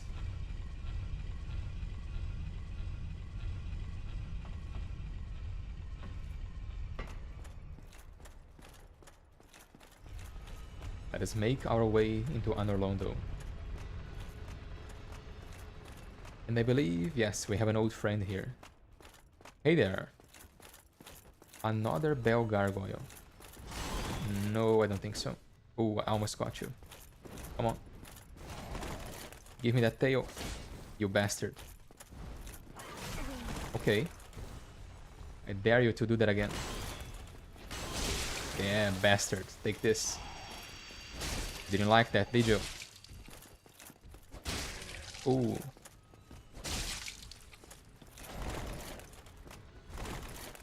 Okay, he's going to... Kinda got scared for a moment. I completely forgot this guy spits lightning instead of fire. Can you not do that? Thank you. Die. There we go. Gargoyle's shield, alright. I believe we've already read this, have we? Well, it's an axe, but it's a tail. And it bends in a weird way when you attack with it. I've actually seen a video recently basically explaining why this weapon is awesome. And it kinda blew my mind. It's an axe, but it has the reach of a great axe. And the poise damage of a great axe too, or something close to that anyway.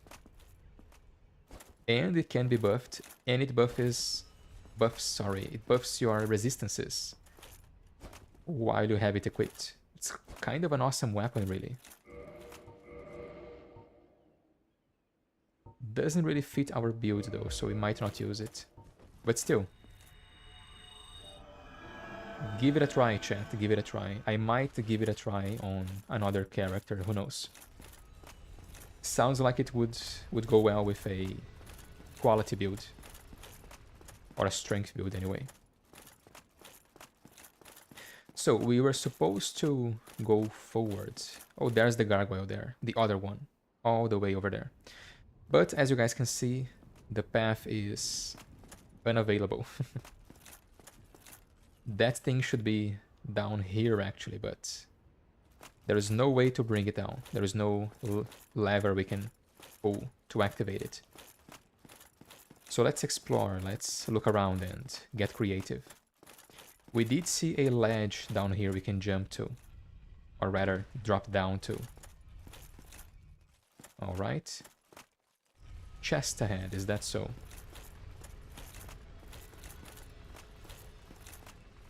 Has any of you ever seriously used the Gargoyle Axe? It's more of a meme weapon, but apparently it's pretty good, you know, according to the video I saw. I was convinced anyway. Honestly, I've never used it. It's just something you get because it's fun to cut the gargoyle's tail and then you put it in your chest and that's it. You kinda never see it again. Is there another chest here? No, there isn't. Alright. Nah, never. Yeah, me neither. It looks a bit goofy, honestly. I tend to be more of a Fashion Souls guy, so if the weapon doesn't look good, it's kind of a deal breaker for me. So we have a bloodstain here. What happened to this guy? Okay, my bro slipped. Let's try not to make the same mistake. I'm actually nervous now. Okay. We got this, we got this. Alright, there we go. And we can roll to this balcony here, and there we go. Just like that, chat. We're in. We are in, and we are immediately getting jumped by these guys. I'm not going to say who they look like. I think you guys can figure it out. But yeah. Yeah, these guys. They have 0 poise though, so they are kinda not a threat. Yeah. Also no health. No poise, no health. Very short reach. Not really a threat. So let's go up. And then we have this area here, this lovely area. We do have a crossbow. I have nothing to manually aim with, though. Yeah, no bow. Could have brought a bow, but alas, I forgot to bring one. That's okay. Do we have? Yes, we do. Alright. I might just use this. We can deflect their knives with Wrath of the Gods, but that feels like a bit of a waste, honestly. Let's be patient and lure them one by one.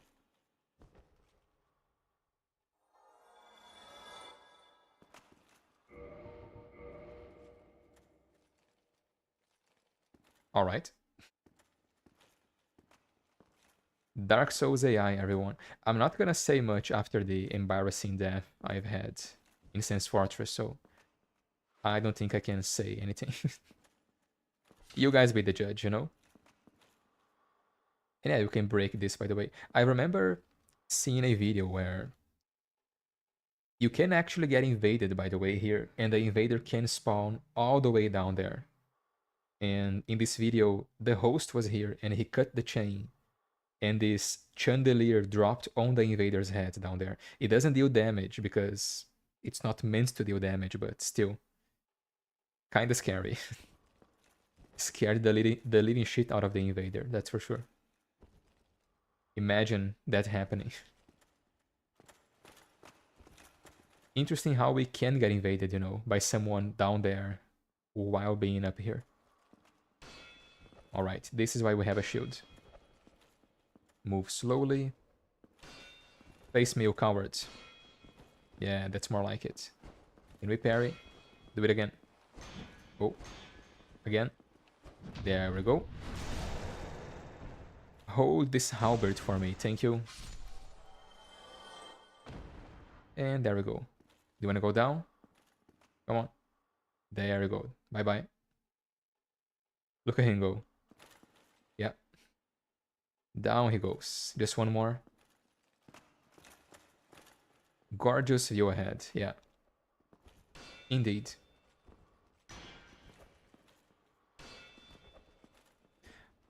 I love how you can actually see the knife bouncing off of the shield.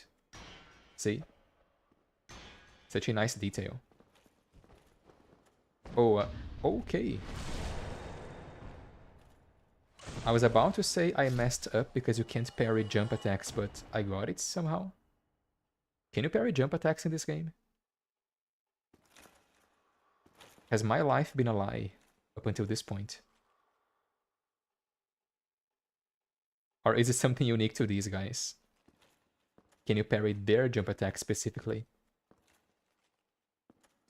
Nice parry, thanks. Yeah, but that surprised me, man. I don't think I've ever parried a jump attack before. Huh. Anyway. Interesting. We are making quite a few interesting discoveries in this playthrough. So, bit of a hidden area here. Let's jump over here. I meant to jump down there, but that works. Okay. Now we have... Yeah, of course we have a message here. Insert Miyazaki feet joke here. Go on, chat. Get it out of your system. You know you want to. And let's move on. So this part here is a bit tricky. Roll forward. Yeah, okay, we got it. And there should be a guy hiding just around the corner here. Can we do this? Yeah.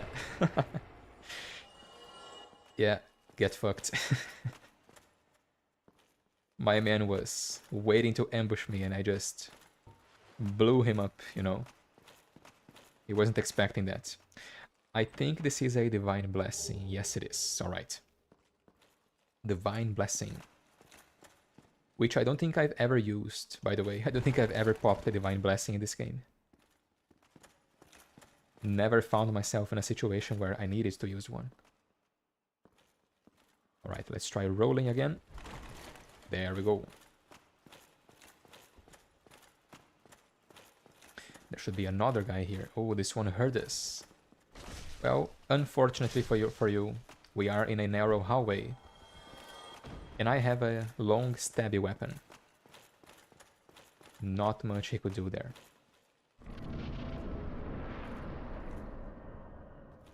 Alright. We have found the lift.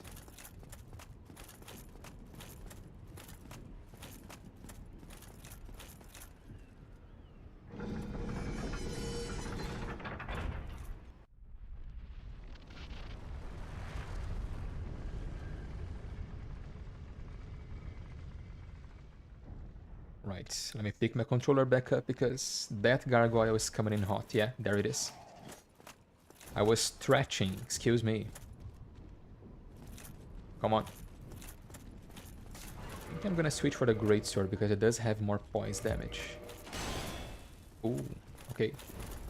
My shield is kinda good. No, thank you. Second attack. Okay, so the second hit breaks its poise.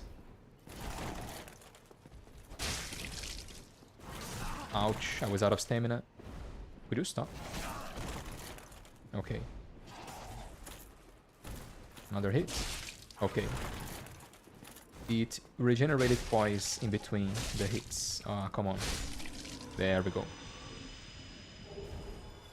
Gargoyle halberd. We are quite lucky today, aren't we? Got the shield, got the halberd. Yet another weapon I haven't really used, honestly.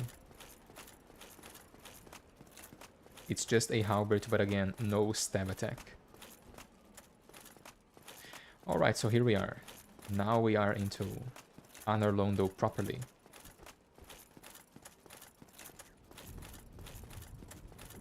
These guys are kinda annoying to deal with, honestly. Because I would like to get one of them to attack me, but the thing is, they kind of give up very easily. Come on then. Oh, nice hit. Another hit. Okay, not that difficult. Man, the Claymore is just awesome, isn't it? I love this weapon. Nice damage, nice poise damage too. Amazing moveset. Ooh, look at this. What? Okay. How did that miss? There we go. These giants are no match for the best greatsword in the game. Claymore is best more. Here we have a locked door, I believe. Yes. This is, I believe, the only explorable area of Anor Londo in Dark Souls 3, right? When we finally do get here in the third game. It's just this little outside area here and then the Great Hall which leads to the boss fight. Kind of a shame, really. But it was still quite interesting to reach it the first time I played, you know. Can I? Yes, I can lock on to these guys. Good. Alright, the damage is quite good on the light crossbow. And down it goes. It can fly despite having wings. Yeah, there we go. Should have learned how to fly, buddy. I'm sorry. There's another guy over there. Yeah, they deal lightning damage, don't they? Also, they kinda fly backwards when you break their poise, so they're tricky. You hit them, and you wanna hit them again, but the second hit misses because the first one sends them backwards. And you missing the second hit gives them the chance to hit you back. It's kinda tricky. You have to count your hits very carefully when fighting these guys. I believe the archer can hit us over here. Yeah, we should not linger here. Alright. 2 of these guys here. Thankfully, however, we have this.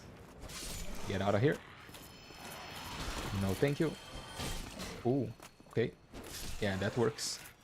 That was clean. Nice. We are getting shot at by umbrellas. Someone is shooting giant parasols at us. These bastards. I'll teach him. I'll teach him. Yeah. I'll teach you how to shoot parasols, you bastards.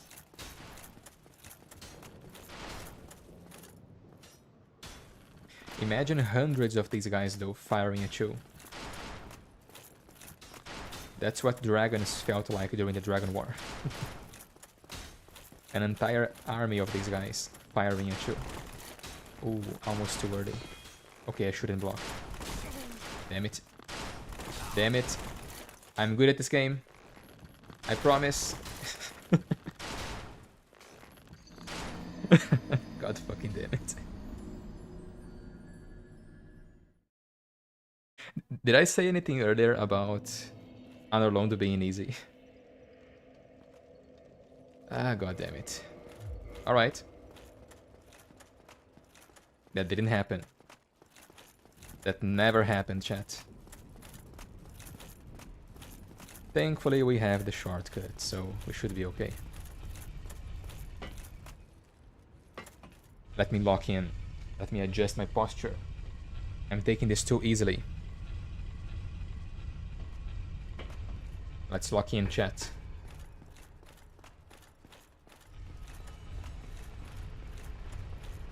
Alright. I remember the first time I played through this area. It was a bit of a nightmare. As it's designed to be, I believe. Kinda designed to be a nightmare, isn't it? Dark Souls 1 is full of these areas to kinda make you panic, but then you realize that you really just have to play it slow.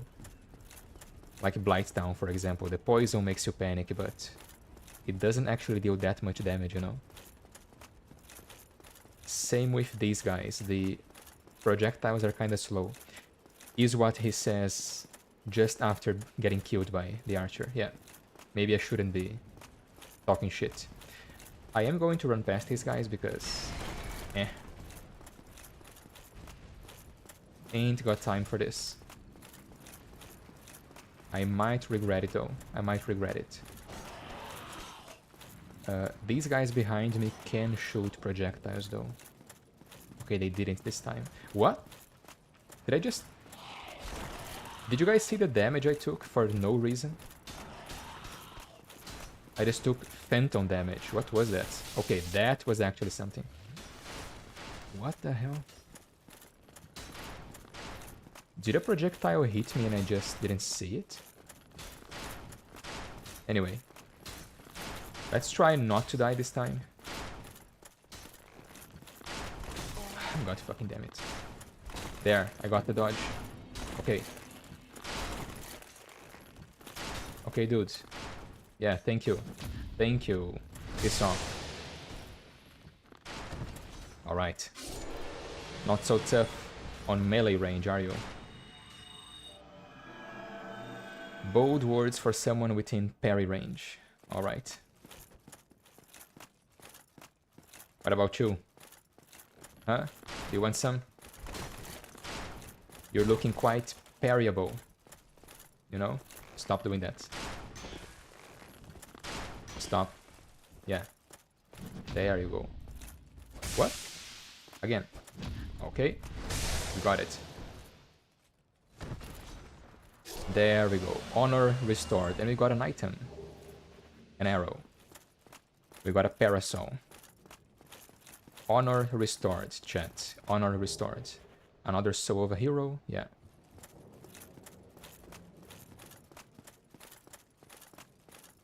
And I hate the way your character's legs kind of break on the surface. It makes me panic, you know?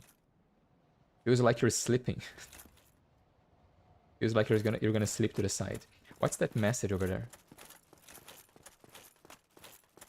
Dead end. Oh, yeah. You don't say.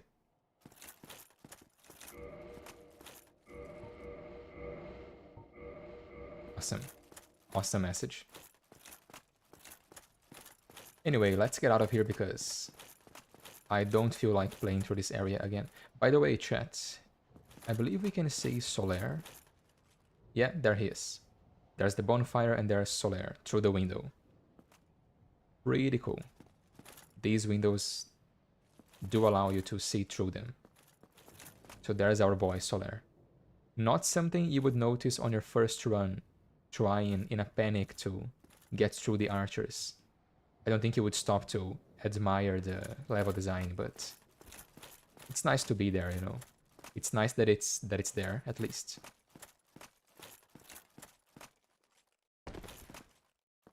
Alright, and I did it, yes. Yes, you did, my friend. Lots of I did it messages. In we go. We are not in human form anymore, at least. So there's no risk of getting invaded. And here we are. Safety, at last. We are safe, chat. We are safe. Let's fix our stuff. Can I level up? Yes, I can. Again, intelligence. I know, a bit of a waste, but... this guy has the Zweihander. Cool. Nice choice of weapon. Hello, Solaire. Oh, there you are. You've been quiet these days. Smooth summoning out there. Anytime you see my brilliantly shining signature, do not hesitate to call upon me.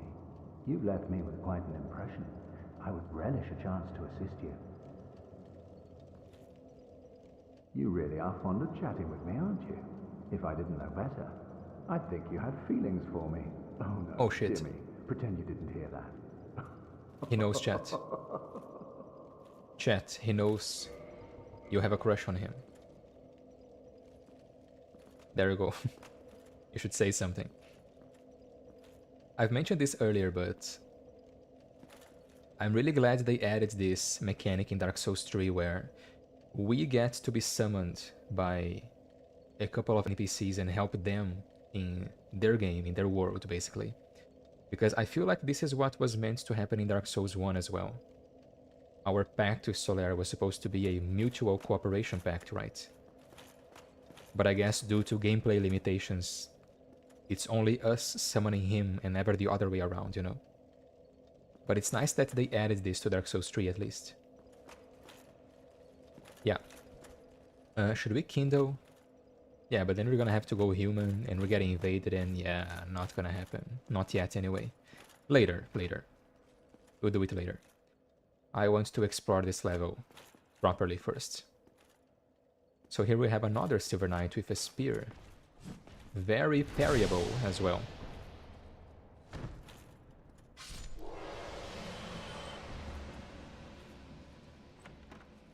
And we have 3 Sunlight Medals. So how many do we have? We have 9. Just one more then. Just one more. One more and we get Great Lightning Spear. We are not a part of the Warriors of Sunlight at the moment because I had to quit the Covenant in order to give some humanity to Quelaag. No, not Quelaag. The Fair Lady. The Spider Lady, which is kind of blind, you know? So we had to quit the Sunbro Covenant. We will rejoin it though, and a good thing of not being a member of it right now is that after completing Anor Londo, if you go back to the Sunlight Altar before going anywhere else, you know, before going towards Izalith or any of the Lord Souls, you find Solaire there, and there is unique dialogue where he invites you to join the Covenant. So that's quite interesting, and we will get to see it. That's one piece of dialogue which I haven't missed, unfortunately. Yeah, I don't think so. Take this. I think the normal requirements to join the Sunbros are still the same. He would only invite you if you have 25 points in faith. And again, this requirement goes down every time you successfully help another player defeat a boss as a White Phantom.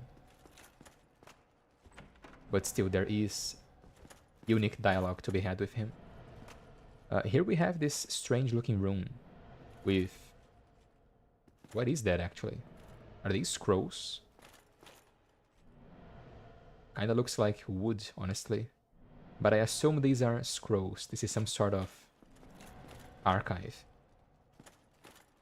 There is a suspicious looking fireplace over there. There is, however, an interesting hint over here. If we walk over here, there is this window which shows us another room. By now the player is likely used, or at least is aware of the idea of illusory walls, so yeah. There we go. You have found a secret, and there's the window we've just peeked through. And down here, what do we have? We have a dark, spooky place. Look at this, chat. It's so spooky. I don't like this, chat. Do I have light? I do have light. Better. That's better. That's a bit less spooky. So we have a bunch of chests here. One of them is a mimic. We'll leave this one for last. These ones, however, they are not mimics. And they have the Hebel set, which is really cool and I've never used, honestly. It's kind of a crime, really. I've played Dark Souls and I've never seriously used the Hebel set, but it's so heavy. I've never played a heavy build. And the Dragon Tooth, alright. And I hear footsteps. Must be the Silver Knights above us. So let's read these items we've just got. The Dragon Tooth. Crafted from an everlasting Dragon Tooth. Legendary Great Hammer of Hebel the Rock. The Dragon Tooth will never break, as it is harder than stone, and it grants its wielder resistance to magic and flame. So if we equip it... Man, look at this. Even blocking is slow. That's 50 strength, isn't it? No, 40. Still crazy high strength requirement. It does give us elemental resistance just from equipping it, I believe. So this is the tank set, you know. The armor has amazing defense, the shield has a unique ability which you can use to increase your defenses even more. And the weapon gives you passive elemental resistance. This is the ultimate tank set, basically. Let's check the armor. Helm worn by Havel the Rock's warriors, carved from solid rock. Its tremendous weight is matched only by the defense it provides. Havel warriors never flinched nor retreated from battle. Those unfortunate enough to face them were inevitably beaten to a pulp. So, a common misconception in Dark Souls lore is thinking that there is only one Havel. Here we can see Havel warriors, right? So, there was, as far as we know, an entire battalion, an entire division of the Royal Army made by Havel soldiers, basically. So these guys, they came in pack, you know, in packs. Imagine getting ganked by a bunch of Havel. That would be interesting. And we can actually equip this monstrosity and still medium roll. Interesting. Am I going to do it though? That's the question. I might equip the gauntlets for now, just for the extra defense. Oh, the gauntlets are too heavy, I see. The helm is okay, but the gauntlets, nah, too much, sir. They look cool though, with the chains around the wrists, you know? Can we equip... I mean, the gauntlets are what? How heavy are they? 11.5. The helm is... How much is the helm? 7.5. Yeah, that's significantly less. That explains it. How much is the armor? It must be insanely heavy. Yeah, 19.5. Jesus. 11.5 for the leggings as well. Yeah. I might go for the helm right now. Just, you know... Just for the memes. Just for the added defense. Also, why do I have this equipped? There. Ring of Steel Protection. Let's go extra tank mode. Extra tanky. And let's wake up this mimic. Wake up, you monstrosity. Come on. Okay. Dude, what is this stream? There we go. I escaped. Okay. Die. Thank you. What is this stream, man? I'm getting hit by the stupidest shit possible. An occult club. Okay. Alright. This is what hundreds of hours of Dark Souls look like, by the way. You're looking at the ideal Dark Souls player. No need to get jealous, you know? It's not even personal, it's just skill. Pure skill. Anyway. This is our very first interaction with the occult enchantment. Unfortunately, we don't really get a description, because it's just a regular weapon infused with, you know, the effect, basically. So it's not really telling us what the effect does, basically. A curious player, however, might actually equip this and realize that they are dealing very high damage to the Silver Knights. Because, as we now know, this door does not open from this side. Yeah, that's what I was going to say. As we now know, occult weapons deal extra damage against the gods and the servants of the gods. And of course we have that very popular theory that Havel, or possibly one of his soldiers, was orchestrating a rebellion against the gods, which is why we have his armor set and an occult club hidden away in a stash in Anor Londo.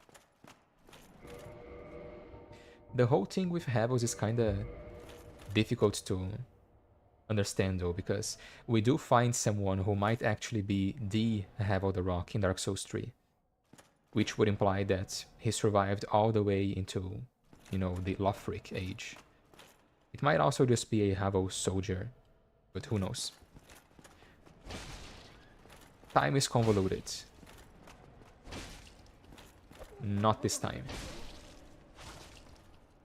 Not this time, my friend. This is what you get. Silver coin. We found a copper coin, yeah, earlier in the game. The silver coin has the same item description, except it carries the face of Night King Randall instead of Old Man MacLoith, like the copper coin.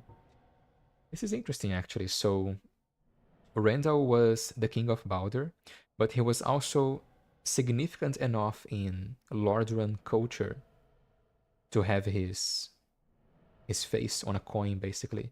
Or maybe not, because in Lordran, people don't really use money, do they?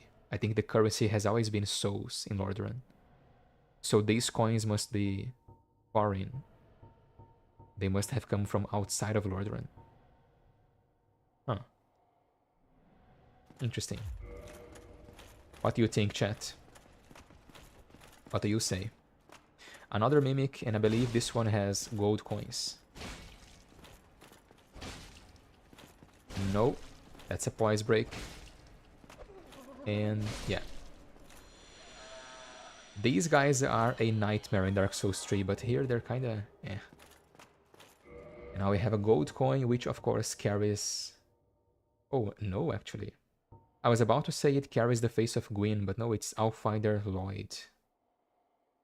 Lloyd being the chief deity of the Way of White, right? If I recall correctly. So this is actually interesting. It hints at a culture outside of Lordran, which isn't really that affected by Lordran. You know, neighbor kingdoms which don't really pay that much respect for Gwyn.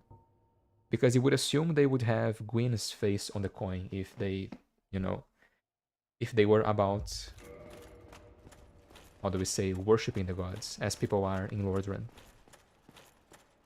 I don't know, I'm just brainstorming in chat, but this is all very interesting. I want to switch to the club. Yeah. Damn it. Again. Thank you. How much damage on a riposte? Less than the Claymore, actually. But it is a one-handed weapon, so still quite impressive. And it does have very good poise damage, too. We might use it. Very short reach, though. How much damage does this do, actually? That's 304 compared to the Claymore 368. That's not bad, actually. And the club is technically on a higher tier of upgrade because you need a +5 divine weapon and then turn it into occult. So it is at least 2 upgrades higher than the Claymore. My Claymore is +4, I believe. Yeah, it is. Right, so let's use it for now. Let's go Barbarian on these guys. A few paintings here. I wonder if these are actually real paintings. I think they might be, actually. They look quite interesting. We do have some in-game paintings, of course. This one is Anor Londo. Flowers. A guy writing. This one here is in-game as well. This is Guinevere. Is this... Yeah, I assume it's the room of one of the members of the royal family, most likely. A broken vase. That's interesting, actually. Broken plate, sorry, on the ground.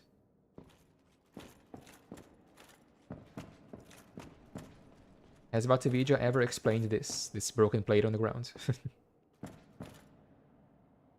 A tantrum, maybe. Whoever was in this room threw the tantrum and broke a plate. Alright. So chat. $10. This is going to say amazing chest ahead. Either that or gorgeous view ahead. One of these. Damn it. Damn it. I mean, that works too. Okay, this one. There we go, okay. I wasn't far off. Still. I gotta rate this one.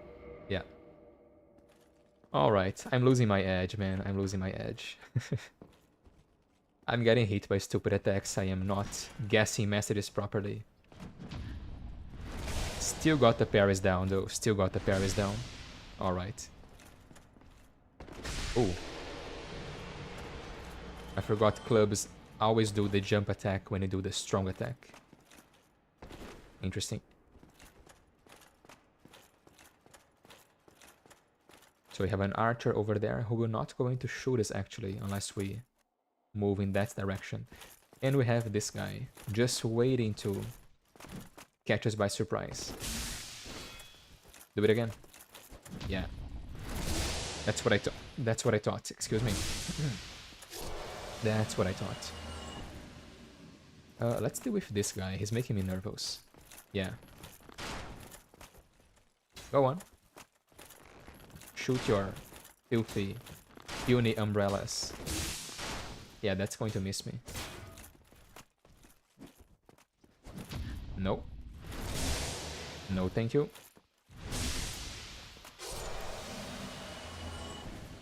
Alright, there we go. Now we could keep going forward this way, or we can explore this area right over here. And here we have our friend, Sir Onion. Whatever can be done. What are you on about, man? Ah, you again. Let me guess. Were you repelled by the Silver Knights? What? Ah, don't be ashamed. 'Tis the fate of vanguards like you and I. I'll think of something. We can overcome this together. What are you talking about, man?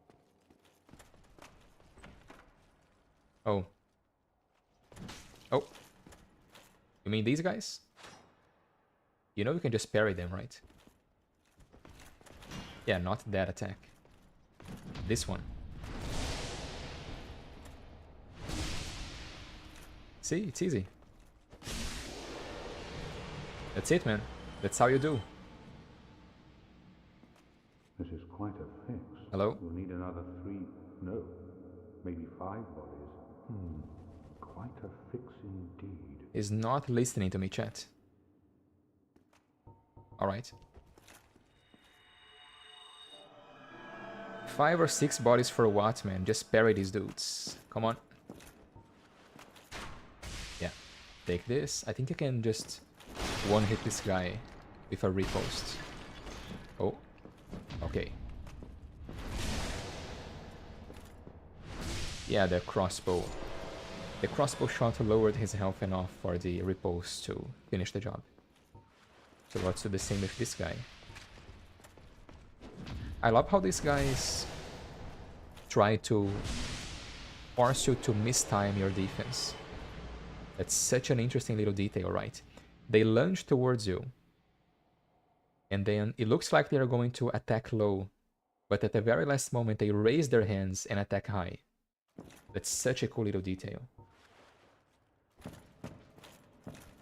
It's something that Dark Souls does and not many other games do, you know?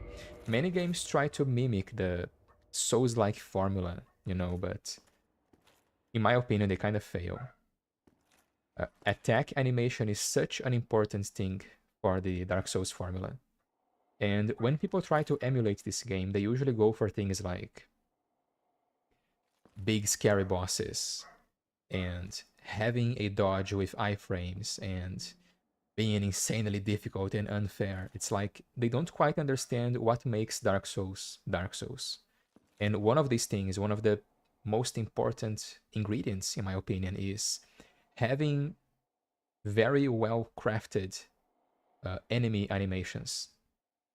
Being able to, one, teach the player how to play in the early game using good enemy animations, but then later towards the end of the game having enemies which kind of fool the player into mistiming their actions, you know? And I have yet to see a Souls-like which properly emulates that. I'm kind of salty against Souls-like games, by the way. Kinda don't like the whole term, you know? But yeah. Oh ho! What's on your mind, friend? Wait. You defeated those monsters? I did. Fantastic. I'm saved. This Knight of Katarina hereby commends you. Take this as a token of my gratitude. Tiny bean ring. But be warned, gallantry entails great risks. Next time, give me a chance to come up with a plan. Don't you worry about me, man. But be warned. Alright. So yeah, that's my take on Souls-like games, chat. Which is also interesting to see how nobody criticizes Dark Souls 2 for that, and they should, you know. People like to talk about how the hitboxes are wonky and other things, but to me, one of the biggest flaws in Dark Souls 2 is not having enemy animations on the same level of quality as Dark Souls 1. The early game of Dark Souls 2 doesn't do an amazing job at teaching you how to play. I should probably make a video on that, honestly, but the animations are kind of bullshit in that game, and that starts... No. That's true from the first moment you start playing, you know. The enemies don't really have good animations, I think. Anyway, what's in here? More Demon Titanite. And we have a picture of a giant close to what is probably a human. Quite the difference in size. Fatty ahead, yeah. Indeed. What is this? Is this someplace in-game? Kinda looks like the same architecture of the Undead Burg, honestly. The towers and the bridge kinda look like it. And what else do we have? Okay, that's Sen's Fortress, I believe. Or something... Or maybe not. Maybe that's the Painted World. That's the Coliseum inside the Painted World. It looks like it. That's actually kinda interesting. This... Anor Londo? Probably. Yeah, looks like it. Alright. Enough sightseeing.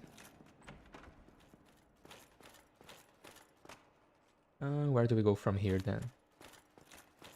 Okay, this is where we were before, isn't it? Yeah, it is. I've basically unlocked a shortcut. So we should come over here, actually. And this time, we go the other way.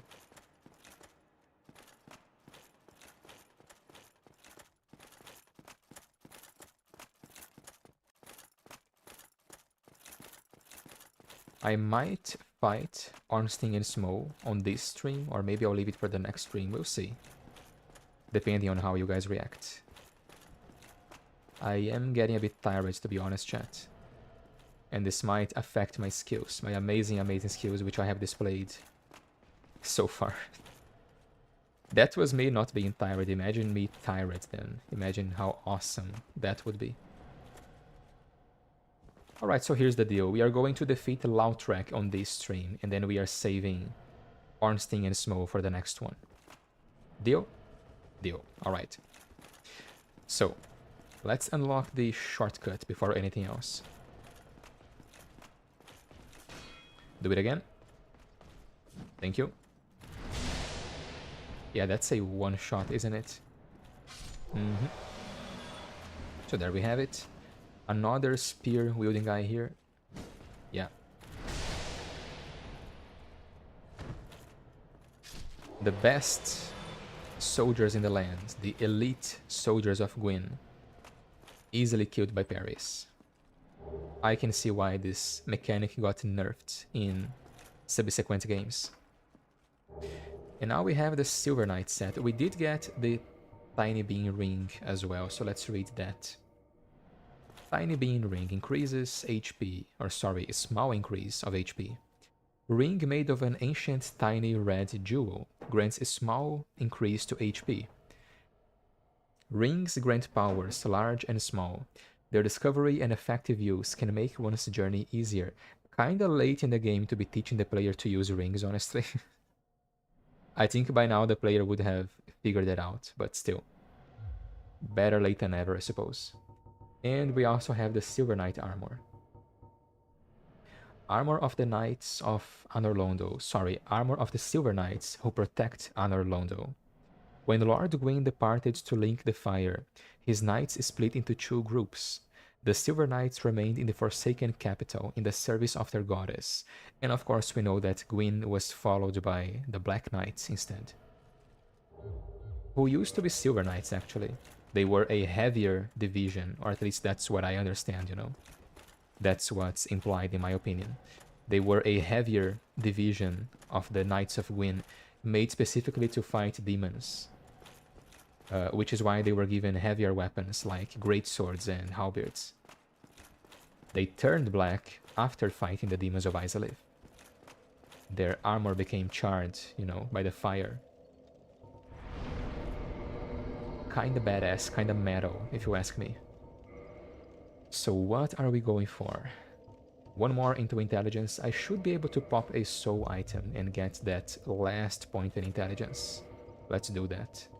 Yeah, I have soul of a hero, so should be more than enough. More than enough, yeah.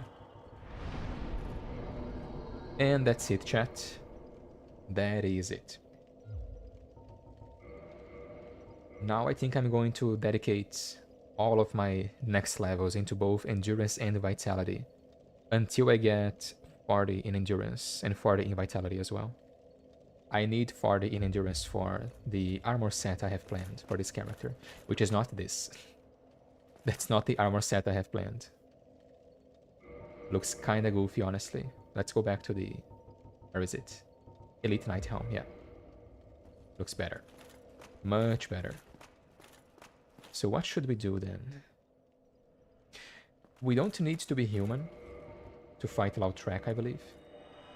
I'm gonna drop my sign here. And I'm gonna make my way to the spot where we fight Lautrec.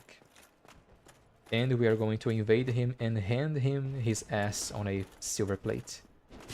Damn it. Do it again. I dare you. Yeah. That's what I thought. And in the meantime, hopefully, someone will summon us to fight Ornstein and Smough. We'll see.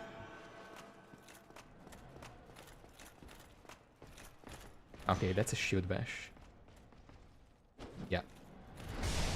I love how you can immediately press the riposte button after parrying, you know? In Dark Souls 2, you kind of have to wait for a split second, otherwise you just attack the enemy instead of riposting. But then again, if you do wait for the right amount of frames, you get a standing riposte instead, which is weird. But then again, Dark Souls 2 is weird. Anyway, let's heal up. This invasion right here is much easier in the remaster because now we can actually drink our Estus as a Phantom, which is not something we used to be able to do in the Prepare to Die edition. Black Eye Orb invades the world of the murderer of a firekeeper to defeat the perpetrator. The Black Eye keeps constant watch on the City of the Gods. Yeah, we are here now. Let's do this. We have Wrath of the Gods? Yes, we do. Okay. Let me use the item before the giants get to me. Off we go. Invading World of the Guilty as a spirit of vengeance. Here we are. Oh, we only have 2 Estus. That's nice. So 10 Estus equals 2 in Phantom form. That's not good. But then again, I believe we get more if we kill the Phantoms, so... What's it gonna be, man? Can I shoot this bastard? I can, yeah. This, by the way, is... I mentioned this earlier. Yeah, no. Get away. One more time. Okay, let me get the Phantom. There we go. Don't you agree? I'm not gonna kill Lautrec first. I wanna go for all of these guys. I'm killing all of you. Come on. It would help if this guy actually attacked me. They are trying to circle me, these bastards. Why is this guy so defensive? Come on, man. Yeah, there you go. Damn it. Can I kill both of you at the same time? I can, right? Yeah, I will. Take this. F you. F both of you. I love this spell. GG, Lautrec. Better luck next time. Don't you ever talk to me or my Firekeeper ever again. You bastard. And we got it, chat. We got the Firekeeper Soul, Ring of Favor and Protection, and 5 Humanity. I suppose we can explore this area before we go. I am going to read these items in just a second, just a moment. I would immediately equip the Ring of Fap. The also famous Ring of Fap, but I'm worried that I might not be able to medium roll with my current set and the Ring of Favor and Protection. It does give you less equipment limit than the Hevel Ring. The set that I'm planning for this character does use the Ring of Fap though towards the end game to get more health. If you've seen my channel before, then you have seen the armor sets that I have planned. It's nothing special really. I stole it from the Silvermount. I think it was the Silvermount anyway. Okay, could we not get 2 guys at the same time? Can we be gentlemen about this? Let's open the shortcut. This way? No, this way. There. Alright. So now this is open. Oh, hi. There's an interesting detail. These guys have a blue cloth around their armor, as you can see. And they are special. I believe they have a little bit more HP than a regular Giant Sentinel. They definitely have more defense because I am dealing less damage than I was to those guys outside. Also, they have miracles. These guys can cast Heal and they can cast Wrath of the Gods too, which is not fun. Dodging Wrath of the Gods is not fun. Yeah, no thank you. Yeah, damn it. Get back here. Oh, no, no, no. Yeah, no thank you. I'm not good at timing the dodge against this miracle, so I prefer to just dodge away instead of into it. Are you going to heal? When they jump backwards like that, they are usually trying to create distance to heal. Not this time, apparently. Stop dodging. Ouch. Yeah, they have more poise too. I was poise breaking the other sentinels with 2 or 3 attacks. These guys took several swings though. But yeah, there you go. There's only 2 of these guys in the game. And they do drop Twinkling Titanite, so if you need to farm for it, these are the guys to do it. To do it with, sorry. A little bit more exploration before we leave. We have the area outside. There's a broken window here. Kinda makes you wonder who broke it. You know, I wonder if there's any significance to that. These 2 broken windows we find. Let's roll over here and get this. That's the Dragon Slayer Great Bow, yeah. Let's read all the stuff we got, because we got quite a few items. So, the Dragon Slayer Great Bow. Bow of the Dragon Slayers led by Hawkeye Goth, one of the Gwyn's 4 knights, and also the single most badass knight in my opinion, due to the cutscene we get in the DLC. This bow's unusual size requires that it be anchored to the ground when fired. Only uses specialized great arrows. Man, I wish I played quality builds in Dark Souls 1 more often, only to use this bow, because it's so freaking cool. The first build I've ever played in Dark Souls, on my very first Dark Souls playthrough, was this weird faith/quality build. Basically 30 points in faith, and then I believe 40 dex and something like 25 or 30 strength. A very strange build. In the end, I didn't have enough to go all the way up to 40 vitality and still have, you know, a level which would be considered a build. You know, if I went any higher than that, I would be just a over-leveled character. But it was very fun because I could use this. And I have found memories of helping other players fight Sith and Calamite using this bow. Like a true Dragon Slayer. Also, in that build, I used the Dragon Slayer spear, which tends to be a weird weapon to use in this game anyway.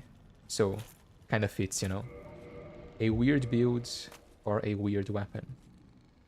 But yeah, this is beautiful, man. Look at this. Such a beautiful weapon. I love great bows in general, honestly. Alright, and we also have the Ring of Favor and Protection. Let's read that instead. Ring of Favor and Protection boosts HP, stamina and load, actually. Breaks when removed. A ring symbolizing the favor and protection of the goddess Thena, known in legend to possess fateful beauty. This ring boosts... I was wondering, what does fateful beauty mean? Like, beauty that is faithful to something, but... Anyway, this ring boosts its wearer... Excuse me. This ring boosts its wearer's HP, stamina, and max equipment load, but breaks if ever removed. Which has been implied to symbolize the fact that the love of Thena is conditional. She loves you if you serve her, if you show your fealty to her. If you ever remove her ring, thereby no longer displaying favor, her blessing will forever abandon you, you know. So she is a fickle goddess, basically. Did we get anything else? We also got a Firekeeper Soul, which should be unique. Yeah. Soul of the Ash Maiden, Firekeeper of Firelink Shrine. A Firekeeper Soul is a draw for humanity, and held within their bosoms. Below just a thin layer of skin are swarms of humanity that writhe and squirm. Was the Ash Maiden locked in this dark prison for some transgression, or by her own will? Interesting. Quite the tragic character too. She seems very, how can we say, brainwashed. Judging by her dialogue. When we do speak to her, which we will. On the next stream, probably. Let's heal. Let's not give our bad luck a chance, you know, to act. To do something. Not enough stamina. There we go. I will speak to the blacksmith in a moment. Let's check these guys down here, though. I think we can get a boss weapon. No, we can't, because there's no boss weapon which would fit our build for now, anyway. There might be one later. The only bow, which is also a boss weapon, but we will get it later, not now. Ouch, okay. 2 hits. 3 hits. I can't backstab these guys. I keep trying to backstab them. Oh, the reach on these guys, though. Jump attack? Yeah. Get out of here. Demon Titanite? No, Titanite Chunk. Also good, also good. And there is a shortcut to be unlocked right over here. So we have everything unlocked. Nice. No thank you.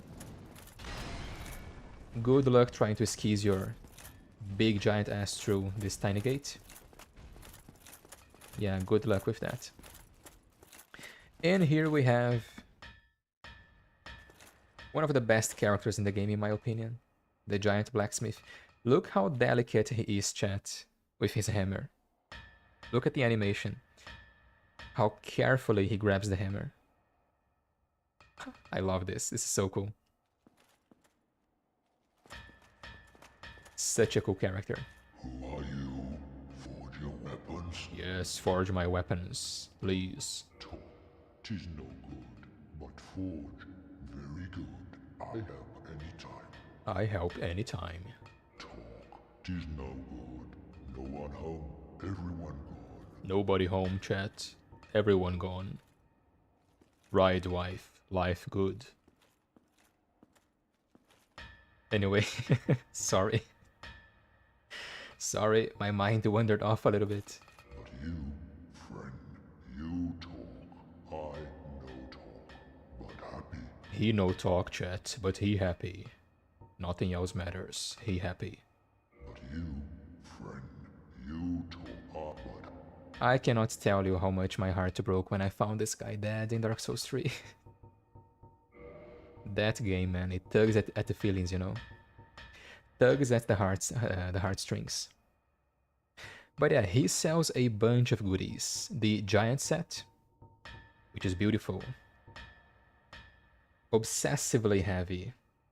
Offensively heavy, but still beautiful. Giant armor. Armor of the giant sentinels of Anor Londo. Made from ancient brass, it also offers protection versus non-physical attacks. But due to its giant size, it is extremely heavy for humans. And impedes stamina recovery. Still badass. You know. And of course, if you play the best build ever made for this game, you are using this full set. Plus a certain mask, but I need say no more, I believe. We have a bunch of arrows. Including some unique ones. The Moonlight Arrows. Arrows granted to those bound by covenant to the Dark Sun Gwyndolin, Lord Gwyn's lastborn. Moonlight arrows glow silver and inflict magic damage, not lightning damage.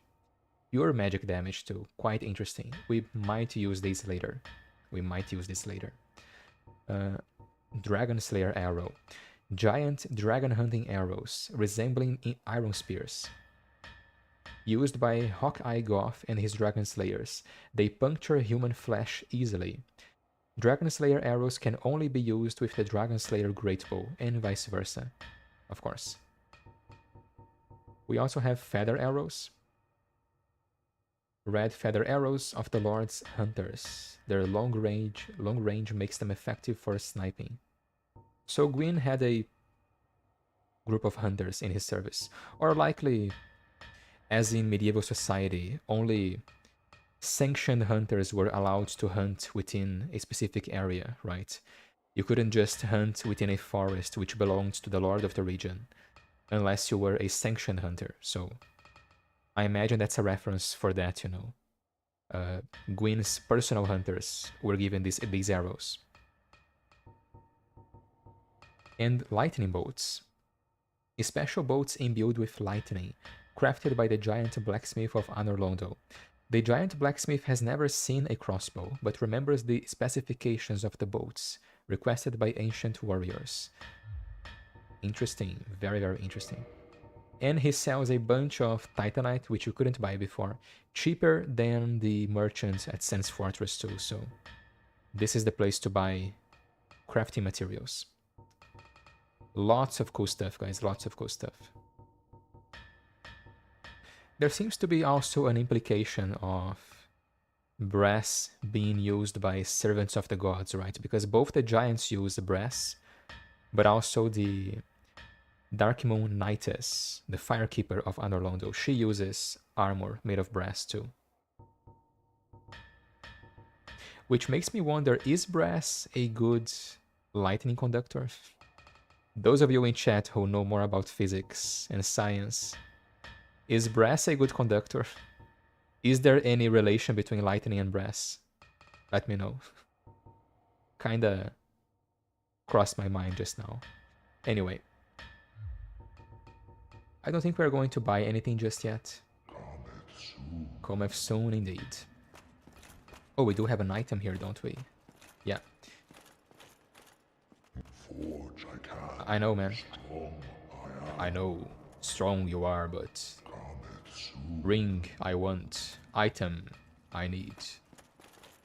you let me get item. It used to be taught that you need to kill the giants to get this ring, but thankfully you don't. You can just walk around. Game. Can I get the prompt, please? There we go. And there we go. Hawk ring. I also remember how... Hello, Forge, I can. Strong, I am. Yes, I know. Sorry. Kametsu. How people used to think that this guy was Hawk, because the Hawk ring is found here. And of course, this was later revealed not to be true, because we do meet Goth in person in the DLC. But if you've never played this game way back in Prepare to Die edition, there were all sorts of theories rolling around, you know. The giant blacksmith is Hawk, and Solaire is the firstborn of Gwyn, you know, all sorts of theories, which now we know not to be true. Still interesting to see how our understanding of this game evolved with time, you know. Such an interesting game, such an amazing game, actually. But yeah. I'm gonna save this item description for the next stream. My voice is getting kinda tired, chat. And I believe we are going to cut this short. Let me pop a homeward bone. Where is it? Here we go. I'm gonna cut this short, chat. I gave you guys the Lautrec invasion as promised. In the next stream, we are going to fight Ornstein and Smough and hopefully get some co-op going as well. So let me switch to the farewell screen. Okay, there we go. I thought my hotkeys weren't working for a second. But yeah, there we go, chat. This was quite the fun stream. It had been 2 weeks since the last time I played. Quite fun. Hope you guys had fun as well.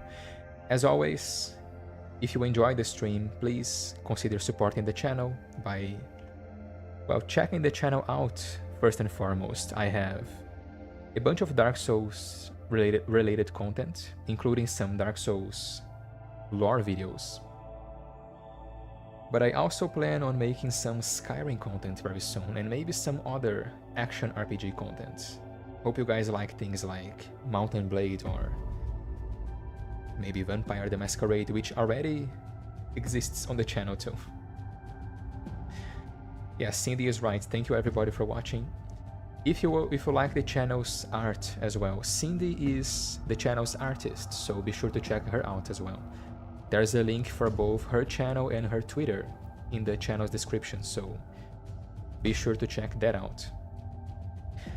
But yeah, that's it, chat. Have yourself a good weekend, and I'll see you next time. See ya.